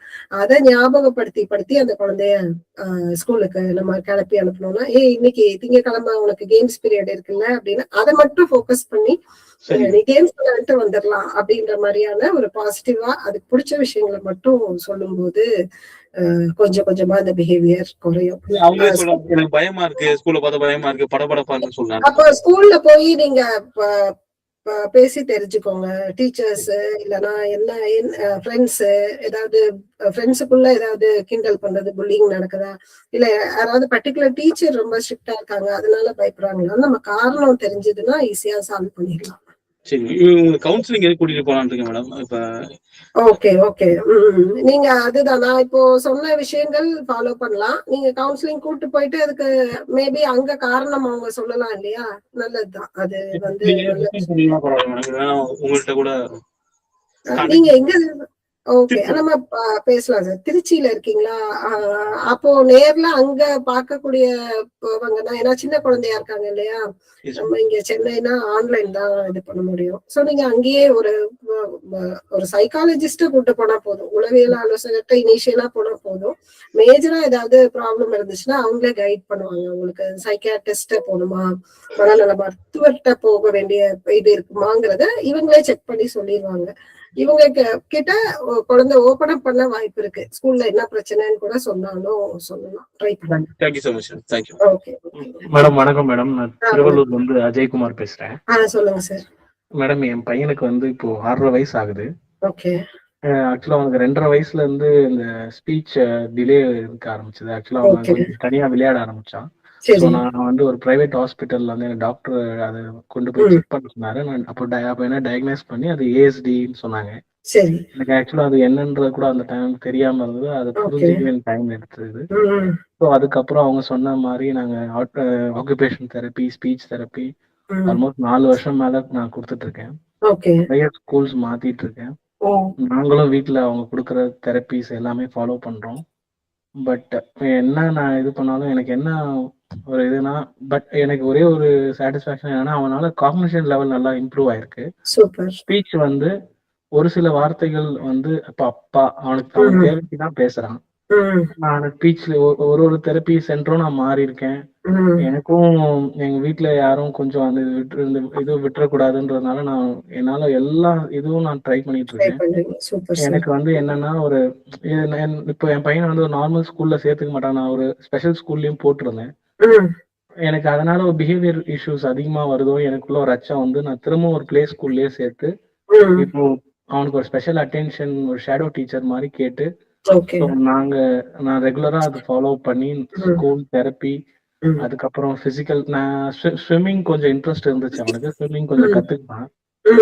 எனக்கு அதெல்லாம் போக இப்போ அவனுக்கு 7 வயசு ஆக போகுது. எனக்கு உள்ள ஒரு சின்ன பயம் என்னன்னா, எப்போ அவன் பேச ஆரம்பிப்பான் எனக்கு. ஏன்னா இல்ல சார், இந்த ஏஎஸ்டி வந்து மைல்டு, மாடரேட், சிவியர் அந்த மாதிரி இருக்கும். ஏதாவது சொன்னாங்களா உங்களுக்கு? அது அந்த ஏஜ் 2 இயர்ஸ்ல நான் டயக்னைஸ் பண்ணப்போ மைல்டு தான் சொன்னாங்க. மைல்டு தான் சொன்னாங்க இல்லையா? சோ காக்னிட்டிவும் இம்ப்ரூவ் ஆயிருக்குன்னு சொல்றீங்க. சோ அப்போ வந்து கொஞ்சம் நம்ம அந்த பாசிட்டிவ் சைன்ஸ் எல்லாம் நம்ம ஃபோக்கஸ் பண்ணிட்டே இருக்கலாம். இது ஏஎஸ்டிக்கு வந்து பாத்தீங்கன்னா கம்ப்ளீட்டா கியூர் அப்படின்னு பண்ண முடியாது. இவங்க வந்து நம்ம அந்த சிச்சுவேஷனுக்கு நம்ம அடாப்ட் தான் பண்ண வைக்க முடியும். இப்போ மைல்டு அப்படின்னு அவங்க சொல்லியிருக்கும் போது இந்த தெரபிஸ் எல்லாமே உங்களுக்கு வந்து சப்போர்ட் பண்ணுது. சப்போர்ட் பண்ணுது. இந்த சென்ஸ் எனக்கு நீங்க சொல்றது புரியுது. லாங் ப்ராசஸ் தான் இது, அதை நான் அக்செப்ட் பண்ணிக்கிறேன். ஒரு அப்படிங்கிறது வந்து இதுக்கு கிடையாது. ஆனா குழந்தை வளர வளர இம்ப்ரூவ்மெண்ட் இருக்க இருக்க நம்ம ஒன்னொன்னா நம்ம வந்து நம்ம அதுல இருந்து நம்ம நிறுத்திக்கலாம். இப்போ ஒரு பர்டிகுலர் இப்போ ஓட்டி நம்ம எதுக்கு பண்றோம், அவங்களுக்கு அந்த ஸ்டிமுலேஷனுக்காகவும் அந்த பேலன்ஸ் அந்த விஷயங்களுக்காக நம்ம இது பண்றோம். ஸோ ஒன்ஸ் அவங்க பிசிக்கலி நல்லா வளர்ந்து ஒரு இது பண்ணும்போது நமக்கு அதுக்கான தேவை வந்து குறைஞ்சு போயிடும். இது மாதிரி ஒவ்வொரு விஷயங்களுக்கான இதுவும் வரும். ஸ்பீச்சை பொறுத்த வரைக்கும் ஏஎஸ்டில வந்து நம்ம உறுதியா நம்ம வந்து அவங்க ரொம்ப ஃப்ளூயண்டா நார்மலா பேசுவாங்கன்னு சொல்ல முடியாது. உங்களோட கோல் வந்து நீங்க எப்படி வச்சுக்கலாம்னா, அடிப்படையான விஷயங்கள் பேசுறாங்களா, பேசிக் செய்யறாங்களா.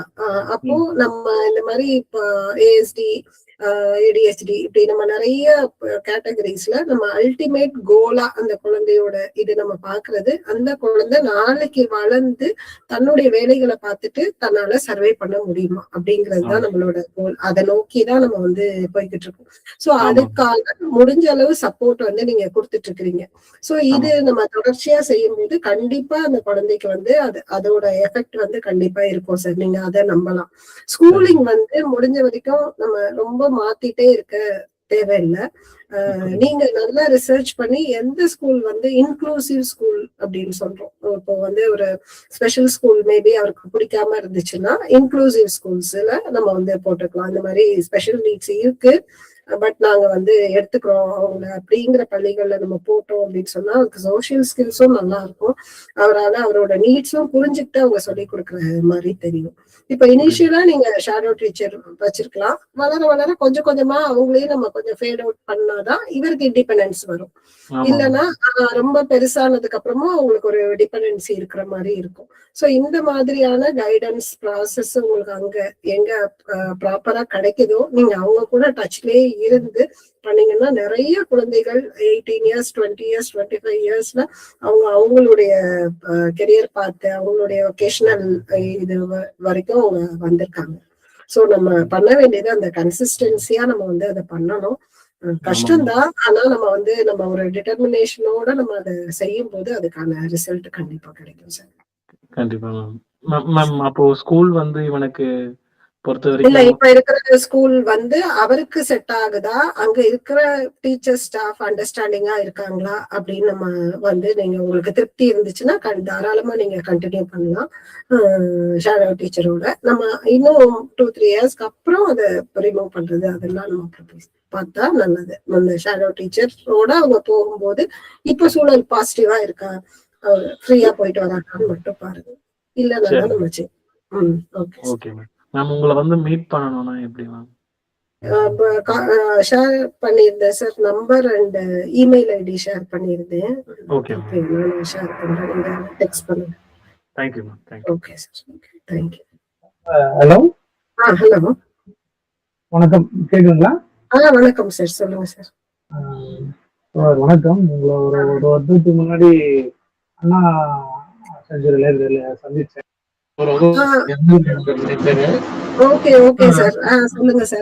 நல்ல அருமையான வகுப்பு. கமலாலயன் தோழர் சொன்ன மாதிரி அருமையான வகுப்பு. ஒரு சில விஷயங்கள் மட்டும் நான் சொல்றேன். குழந்தைகள் ஆர்வத்தின் மூலம் கற்றுக்கொள்கிறார்கள். தவறு செய்வது கற்றலை ஒரு இயல்பான பகுதி. பயம் அல்லது மதிப்பெண் அழுத்தம் கற்றலை குறைக்கலாம். குழந்தைகள் பார்த்து கேட்டு முயன்று அனுபவித்து அதிகம் கற்றுக்கொள்கிறார்கள். ஒவ்வொரு குழந்தையும் கற்றுக்கொள்ளும் வேகம் வேறுபடும். கேட்டுச்சிங்களா? குழந்தைகள் எவ்வாறு கற்றுக்கொள்கிறார்கள் தான் நீங்க அது அந்த மாதிரியே சிறப்பா இருந்தது உங்களுடைய வகுப்பு இப்ப எடுத்தது. அதுல வந்து நீங்க சொன்ன 2 விஷயம் எனக்கு ரொம்ப பிடிச்சிருந்தது. அதாவது என் குழந்தை இப்படி இருப்பது போலவே எடுத்துக்கொள்வது நல்ல விஷயமா ஒண்ணு சொன்னீங்க.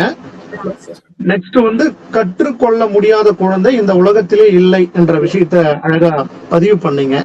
அந்த அடிப்படையில என்னுடைய மகன் 10வது இப்ப படிக்கிறாங்க தொடர். இப்ப அவங்க கிட்ட பேசும்போது ஒரு விஷயத்த நான் சொன்னேன். அதாவது திரும்பவும் வந்து ஒரு மாணவ பருவத்துக்கு நான் திரும்ப போயிட்டா ரொம்ப சந்தோஷமா இருக்குன்னு சொல்லும் போது அவன் ஒரு விஷயத்த சொன்னான். நீங்க படிக்கும் போதெல்லாம் போன் இல்லப்பா, நாங்க படிக்கும் போது மொபைல் எல்லாம் வந்துடுச்சு. உங்களுக்கு ஹோம்ஒர்க்னு கொடுத்தா வீட்டு பாடம்னு கொடுத்தா பள்ளிக்கூடத்துல கொடுப்பாங்க, வந்து வீட்டுக்கு வந்து எழுதுவீங்க. இப்ப லீவ்னா கூட எங்களை விட மாட்டேன்றாங்க. தொடர்ந்து வாட்ஸ்அப்ல ஹோம்ஒர்க் பண்ண சொல்லி 1 hour ஒரு அடி கொடுக்குறாங்கன்ற அந்த மன அழுத்தம் வந்து இருக்கு சொல்லி பதிவு பண்ணியிருந்தோம். இது இந்த வகுப்புக்கு முன்னாடி பேசும்போது சொன்ன விஷயம். இப்ப குழந்தையா இருக்கிறது தான் சார் ரொம்ப கஷ்டம். ஆமா ஆமா, அதுதான் அந்த விஷயத்த ஒண்ணு பதிவு பண்ணியிருந்தாப்புல. அந்த விஷயத்தோட நீங்க உங்களோட வகுப்பு எல்லாமே இந்த கிளாஸ் அட்டன் பண்ணதுல எஜுகேஷன் சிஸ்டம் ரொம்ப ஃபர்ஸ்ட் நம்மளுடைய ப்ராப்ளத்துக்கு படி படி படின்ற குழந்தைங்களை நம்ம முன்னாடி ஒண்ணு பேசிட்டு போயிடுறோம். இப்ப முன்னாடி கூட நாங்க ஒண்ணு பேசிட்டு போயிடுவோம். ஆனா ஒரு பேரண்டா நான் இருக்கும்போது என்னுடைய குழந்தை ஃபர்ஸ்ட் வரணும், ஸ்கூல்ல ஜெயிக்கணும், அவன் வந்து நல்லா படிக்கணும், அவனுக்கு படி படின்னு தான் நம்மளும் சொல்லிட்டு இருக்கோன்றத இந்த வகுப்பு நீங்க எடுத்தது மூலமா நான் புரிஞ்சுக்கிறேன். அந்த அடிப்படையில அருமையான ஒரு வகுப்பு, எனக்கு கேள்வி இல்ல, மன நிறைவான வகுப்பு. நன்றி. தேங்க்யூ சார், உங்க ஃபீட்பேக் ரொம்ப நன்றி. தேங்க்யூ. ஹாய் சக்தி. ஹாய், சொல்லுங்க. சோ எனக்கு ஒரு டவுட் என்னன்னா, not about my children, like students பத்தி தான். சோ இப்ப வந்துட்டு சில ஸ்டூடெண்ட்ஸ் வந்துட்டு எஸ்பெஷலி சிங்கிள் பேரண்டோட சில்ட்ரன் வந்துட்டு ரொம்ப இப்ப வந்துட்டு ரொம்ப ஸ்டபர்னா இருக்கிறாங்களோ அப்படிங்கிற மாதிரி நானே நினைச்சுக்கிறேன். நான் இல்லைன்னா எனக்கு அந்த மாதிரி தோணுதா ஆர் எப்படின்னு எனக்கு தெரியல. And also how to deal with those children who do not have parental support. எனக்கு அது கேட்கணும்னு தோணுச்சு. இல்ல, சிங்கிள் பேரண்ட் கிட்ட இருக்கிற குழந்தைகள் ஸ்டப்பானா இருக்குதா இல்ல சிங்கிள் பேரண்ட் ஸ்டப்பானா இருக்காங்களா? நீங்க ரெண்டுமே. ஓகே. எதுக்குன்னா அவங்க கிட்ட தானே வளர்றாங்க. இல்ல இல்ல மேம், கரெக்டா நீங்க சொல்ற விஷயம் வந்து நாட் ஆல் சிங்கிள் பேரண்ட்ஸ் அப்படின்னு நம்ம சொல்லலாம். மேபி அவங்களுக்கு இருக்க சப்போர்ட் சிஸ்டம், அவங்க சூழல் எப்படி இருக்கு, அவங்க என்ன மாதிரி வேலைக்கு போறாங்க, அந்த வேலை எப்படி இருக்கு, இந்த குழந்தையோட பிஹேவியர் எல்லாம் சேர்ந்துதான் வந்து நம்ம வந்து சொல்ல முடியும். அவங்க சொன்னாங்க, நாங்க ரொம்ப பிஸியா இருக்கோம், எங்களால போன் விட்டு வெளியவே வர முடியாது, அதனால எங்களை பார்த்து என்னோட குழந்தையும் வந்துட்டு they are also becoming very stubborn and also கிளாஸ்ல வந்துட்டு நம்ம ஒண்ணு சொன்னோம்னா அந்த குழந்தைங்களோட ரியாக்ஷன் ஜஸ்ட் எப்படி இருக்கும்னா அவ்வளவுதான், ஒரே ஒரு ஸ்மைலோட உட்கார்ந்துருப்பாங்களே தவிர ஒர்க் வந்துட்டு முடிக்கவே மாட்டாங்க. And also they have free access to phone அப்படிங்கறதையும் சொல்றாங்க அவங்க. சோ இத எப்படி வந்துட்டு டேக்கிள் பண்றதுன்னு எனக்கு புரிய மாட்டேங்குது. Okay okay. இல்ல நம்ம வந்து எஜுகேட் தான் மேம் பண்ணணும். இந்த சைக்கோ எஜுகேஷன் அப்படின்னு சொல்றோம் இல்லையா, நம்ம வந்து அவங்களுக்கு ஃபர்ஸ்ட் புரிய வைக்கணும். அவங்களுக்கு இருக்கக்கூடிய வாய்ப்புல எந்த அளவுக்கு குழந்தை கூட நேரம் செலவழிக்கிறதோ இல்ல குழந்தைக்கு போன் கொடுக்கறதோ அதை எப்படி செய்ய முடியும்னு அவங்க கூட உட்கார்ந்து பேசிதான் புரிய வைக்கணும். ரெண்டாவது நான் சொன்ன மாதிரி சூழல் தான் நிறைய தீர்மானிக்குது. இப்போ அவங்களுக்கு வந்து எக்கச்சக்கமான ப்ரெஷர் இருக்கும், பேரண்டிங், வேலை, அதுக்கு சப்போர்ட் எல்லாத்தையுமே ஒருத்தங்க சிங்கிளாவே பார்க்கும்போது அவங்களுக்கான ஒரு வெளியே இருக்காது, ஒரு வெண்ட் அவுட் பண்றதுக்கோ ஒரு இதுக்கான ஒரு நேரமும் இருக்காது, சூழலும் இருக்காது. அப்போ கண்டிப்பா அதோட இம்பாக்ட் குழந்தை மேல வரும். சோ அவங்களோட அந்த ஃப்ரஸ்ட்ரேஷன்ஸ் அந்த இந்த விஷயங்கள். சோ எனக்கு தெரிஞ்சு நீங்க அந்த பேரண்ட்டுக்கு வந்து நம்ம இந்த மொபைல் விஷயங்கள் மற்ற விஷயங்கள் புரிய வைக்கிறது முக்கியம். கிளாஸ்ல பசங்க உங்க கூட இருக்கிறதுனால நீங்க கண்டிப்பா 1-on-1 நீங்க பேசி பார்க்கலாம். லைக் வந்து ஏன்னா நம்ம இப்ப கிரிட்டிசிசமோ இல்ல வாட் எவர் அந்த கிரௌடுக்குள்ள வந்து அது ஒர்க் அவுட் ஆகாது. நீங்க தாராளமா அவங்க கிளாஸ் முடிஞ்சதுக்கு அப்புறம் இல்ல கிளாஸ் ஸ்டார்ட் பண்ண முன்னாடி சும்மா கேஷுவலா அவங்க தோல்ல கை போட்டோ இல்லைன்னா அவங்க பக்கத்துல உட்கார வச்சோம், நம்மளோட ஐ லெவலுக்கு அவங்கள உட்கார வச்சு ஜென்ரலா சில விஷயங்கள் என்னாச்சு. அதுவும் இல்லாம நான் யூஸ் பண்ற இன்னொரு டெக்னிக் என்னன்னா, நீ வந்து அந்த குழந்தையோட ஸ்ட்ரென்த்தை ஃபர்ஸ்ட் நம்ம நோட்டீஸ் பண்ணி அதுல இருந்து நம்ம கான்வர்சேஷன் ஸ்டார்ட் பண்ணும்போது தான் அது லிசன் பண்ணவே ஆரம்பிக்கும். நான் அன்னைக்கு பார்த்தேன், நீ செமையா ஒரு டிராயிங் போட்டிருந்தேன், எப்படா எனக்கு கொஞ்சம் கத்துக்கொடு, அந்த மாதிரியான டோன்ல போயிட்டு நீ ரொம்ப சமத்தாச்சே, நீ ரொம்ப நல்ல பையனாச்சே, என்னாச்சு அன்னைக்கு மட்டும் உனக்கு மூடு சரியிடு, இந்த மாதிரி நம்ம ஸ்லோலி அவங்க கிட்ட அந்த கான்வர்சேஷன்ஸ் கொடுக்கும் போது எனக்கு தெரிஞ்சு இது ஈஸி. சைல்டு கிட்ட பேசி இது பண்றது ஈஸி, பேரண்ட்டுக்கு நம்ம வந்து கைடன்ஸ் கொடுக்கலாம். Okay okay, thank you. Try பண்ணிட்டு சொல்லுங்க வொர்க் அவுட் ஆச்சு. ஷூர், நான் ட்ரை பண்றேன். எதுக்குன்னா என்னால வந்துட்டு எனக்கு இந்த சைக்காலஜிக்கல் தியரி எல்லாமே தெரியும். பட் நம்மளுடைய ஒரு 40 குழந்தைகள், ஒரு குழந்தையே சமாளிக்க முடியறது இல்ல பேரண்ட்ஸ்னால. பட் 40 குழந்தைகள் இருக்கிற செட்டப்ல நான் என்டர் ஆகும்போது சப்போஸ் எனக்கு இப்போ மென்ஸ்ட்ரல் சைக்கிள் இருந்தா அதுவும் அஃபெக்ட் பண்ணுது.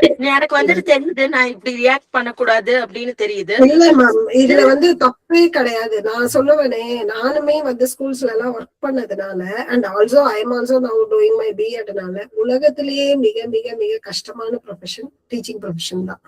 Which will train you out both physically and mentally.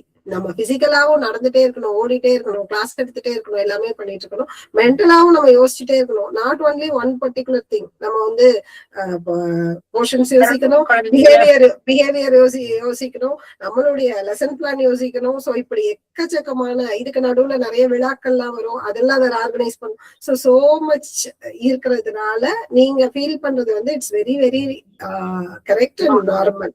But நம்ம வந்து நம்மளை கொஞ்சம் ஸ்பெசிஃபை பண்ணிட்டு we need to refocus. Thank you. வணக்கம் மேடம். வணக்கம். எனக்கு ஒரு டவுட் மட்டும். இப்ப எனக்கு பாத்தீங்கன்னா என்னோட சைடும் அப்பா அம்மா கிடையாது, என் ஹஸ்பண்டோட சைடும் அப்பா அம்மா கிடையாது. சோ தட் என் பசங்களுக்கு வந்து தாத்தா பாட்டி பாசம்ன்றது கொஞ்சம் இல்ல. அப்போ அவங்க சொந்தக்காரங்கள்ல தாத்தா பாட்டி இங்க வந்துட்டு அவங்க பேர பசங்களை கொஞ்சம் போது என் பசங்க வந்துட்டு மென்டலா அந்த இடத்துல வந்துட்டு ரொம்ப அஃபெக்ட் ஆகுறாங்க. அது அவங்க வந்துட்டு அவங்க அந்த இடத்துல கோவப்படுறாங்க எல்லாமும் அவங்க அந்த சொந்தக்கார தாத்தா பாட்டிக்கிட்டே ரியாக்ட் பண்ணும்போது அதை எப்படி நான் ஹேண்டில் பண்ணணும்னு எனக்கு தெரியல. நான் அதை எப்படி ஹேண்டில் அந்த சொந்தக்கார தாத்தா பாட்டி இவங்களையும் சேர்த்து கொஞ்சம் என்ன அது எல்லா நேரமும் அப்படி இருக்க மாட்டாங்கல்ல மேம். ஓகே. இல்ல மேம், ஆக்சுவலா இது வந்து நம்ம குழந்தைங்க கிட்ட இப்ப என்ன ஏஜ் மேம் ஆகுது அவங்களுக்கு? 8 பொண்ணுக்கு 8 பையனுக்கு வந்து 5. சோ இப்போ நம்ம பேசி புரிய வைக்கிறது வந்து நாட் பாசிபிள். இன்னும் கொஞ்சம் வளர்ந்தாங்கன்னா நீங்க அவங்களுக்கு உங்க சூழ்நிலை சொல்லும் போது அவங்களுக்கு புரியும்.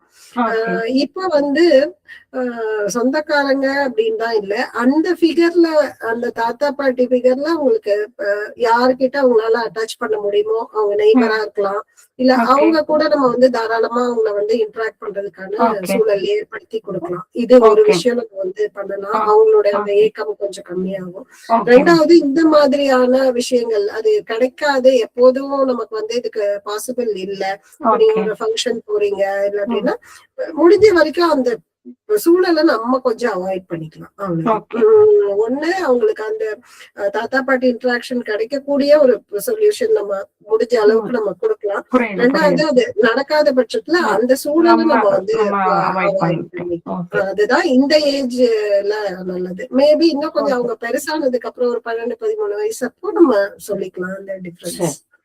Thank you ma'am.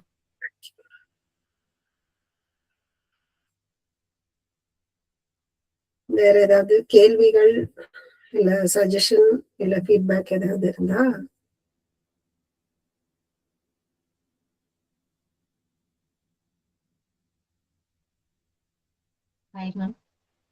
ஹலோ, சொல்லுங்க மேம். என்னோட பையனுக்கு 9 இயர்ஸ் ஆகுது மேம்.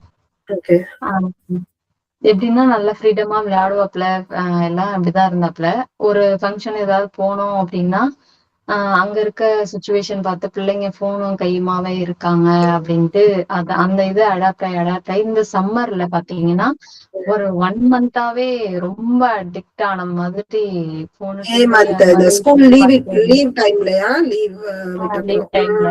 ஆமா லீவ் டைம்ல. சரி, ஸ்கூல்லயும் ரொம்ப ஃப்ரீயா விட்டுட்டாங்க. அப்படியே எப்படின்னா அவனுக்கு வீட்டுல வந்து படிக்கணும்னு அவசியமே இல்ல. கிளாஸ் ரூம்லயே எல்லாம் கவனிச்சுட்டு வந்து எக்ஸாம் எழுதுறது எல்லாமே மார்க்ஸ் ஸ்கோர் பண்றது இது மாதிரிதான் இருந்தாப்ல. அப்படியே அப்படியே பாத்தீங்கன்னா ஒரு லாஸ்ட் 6 மந்தாவே அப்படியே ஒரு டவுன் தெரிஞ்சிச்சு. அதுக்கப்புறம் பாத்தீங்க அப்படின்னா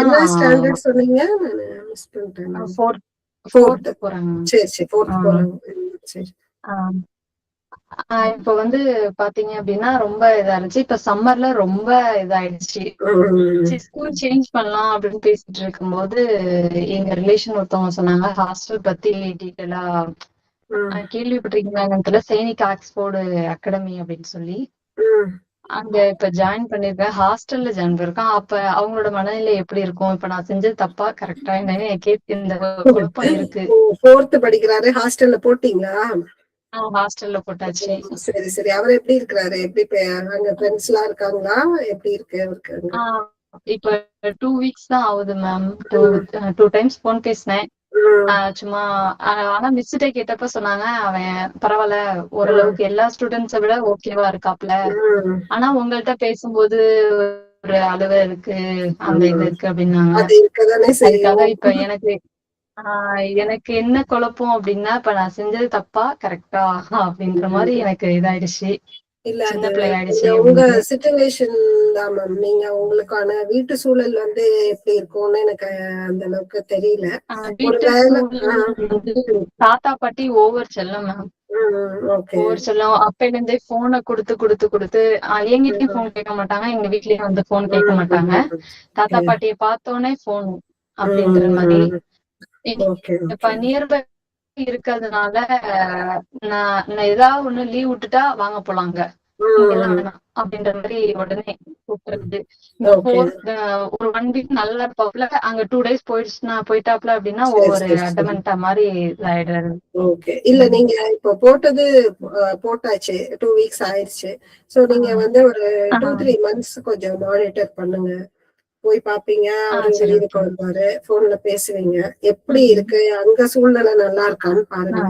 அங்க ஜாலியா ஃப்ரெண்ட்ஸ் இருக்காங்க, ஒன்னும் அவருக்கு பிரச்சனை இல்லை, ரொம்ப ஸ்ட்ரிக்ட் கிடையாது, டீச்சர்ஸ் எல்லாமே கைண்டா இருக்காங்க, ஹாஸ்டல்லையும் அவருக்கு சப்போர்ட் கரெக்டா கிடைக்குது அப்படிங்கிற பட்சத்துல நீங்க இந்த வருஷத்தை அங்க முடிச்சிட்டு என்ன பொறுத்த வரைக்கும் ஒரு பர்சனல் ஒப்பீனியனா கேட்டீங்கன்னா இது டூ இயர்லி தான். கொஞ்சம் சீக்கிரம் தான் நீங்க ஹாஸ்டல் அப்படிங்கிறது 4th வந்து கொஞ்சம் சீக்கிரம் தான்.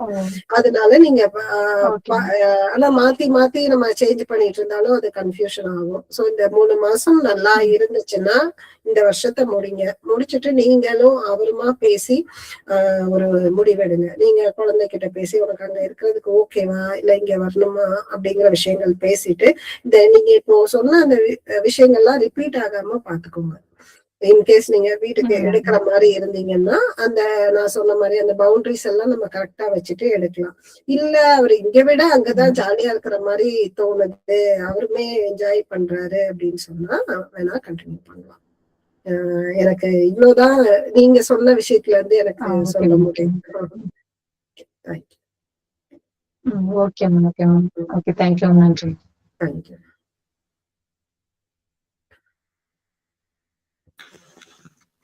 வணக்கம் மேம். வணக்கம் மேம். ஆக்சுவலா பொண்ணு வந்து நல்லா ஆக்டிவா தான் இருக்கு. ஆனா காலையில எந்திரிக்க மட்டும் மாட்டா மேம். அதுக்கு என்ன பண்றதுன்னே தெரியல. ஆக்சுவலா அவளை எழுப்பி விட்டு பண்ண வைக்கிறதா இல்ல இருக்கட்டும் தூங்க விடுறதான்னு தெரிய மாட்டேங்குது. என்ன வயசு? 7th ஸ்டாண்டர்ட் படிக்கிறேன். 7th ஸ்டாண்டர்ட் படிக்கிறேன் மேம். 12 years ஆகுது. நைட் எப்ப தூங்குறாங்க? நைட்டு ஆயிடுது மேம், லேட் ஆயிடுது. ஹோம் ஒர்க் அது இதுன்னு முடிச்சுட்டு படுக்கவே 10-10:30 ஆக்கிடுறா.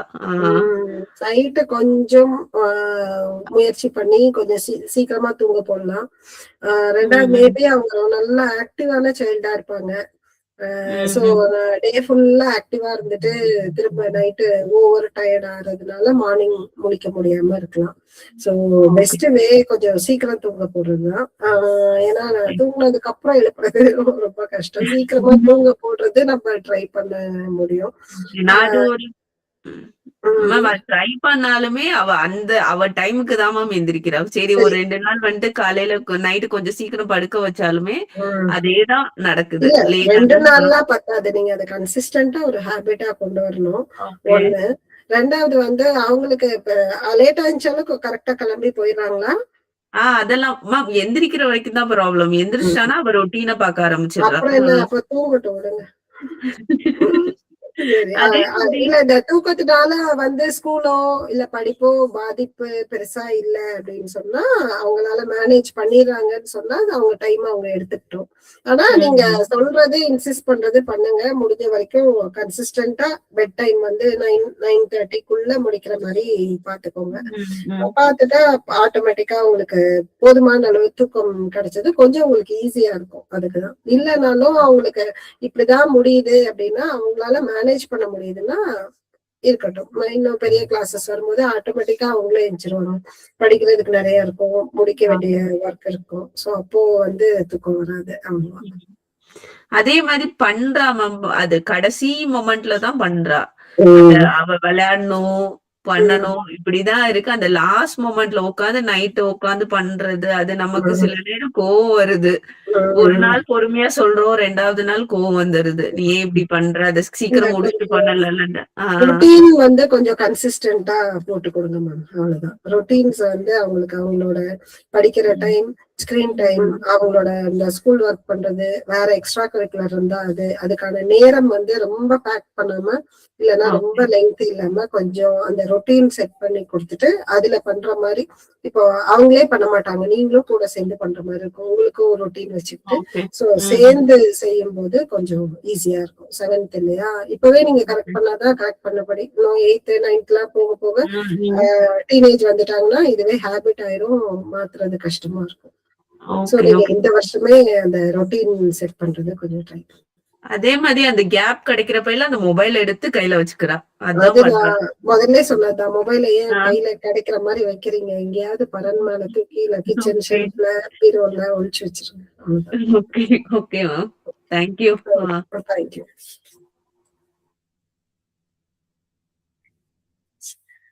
ஓகே, 10 o'clock ஆக போகுது. நம்ம முடிச்சுக்கலாமா? இன்னும் யாராவது நிகழ்ச்சியை நிறைவு பண்ணலாம். Okay sir. சுகன்யா இருக்கீங்களா? இருக்கேன். நீங்க பேசி முடிங்க. சரிங்க. அனைவருக்கும் வணக்கம். இன்னைக்கு நிகழ்வு வந்து ரொம்ப நல்லா போச்சு. கிட்டத்தட்ட நம்ம முடியிற நேரத்துக்கு வந்துமே பார்ட்டிசிபேட் எல்லாருமே இருக்கிறாங்க. சிறப்பு விருந்தினர் வந்து ரொம்ப அருமையான ஒரு விரிவான ஒரு பார்வையை கொடுத்தாங்க இன்னைய தலைப்பு பத்தி. இத்தனை பேர் வந்து இவ்வளவு நேரம் இருந்தது இன்னொன்னு என்ன உணர்த்துதுன்னா, இதற்கான தேவை வந்து இன்னைக்கு சமூகத்துல இருக்கு அப்படிங்கிறதையும் நம்ம புரிஞ்சுக்க முடியுது. நேரம் கருதி நான் அவங்களுக்கு சக்தி செல்வகொலி அவங்களுக்கு ரொம்ப நன்றி சொல்லி, கலந்துக்கிட்ட அத்தனை பேருக்கும் நன்றி சொல்லி, இவ்வளவு அழகா ஒருங்கிணைச்ச கமலாலயன் தோழருக்கு நன்றி சொல்லி, ஆர்கனைஸ் பண்ண உதயசங்கர் தோழர், பார்ட்டிசிபென்ட் எல்லாருக்கும் நன்றி சொல்லி நிறைவு பண்றேன். நன்றி அனைவருக்கும்.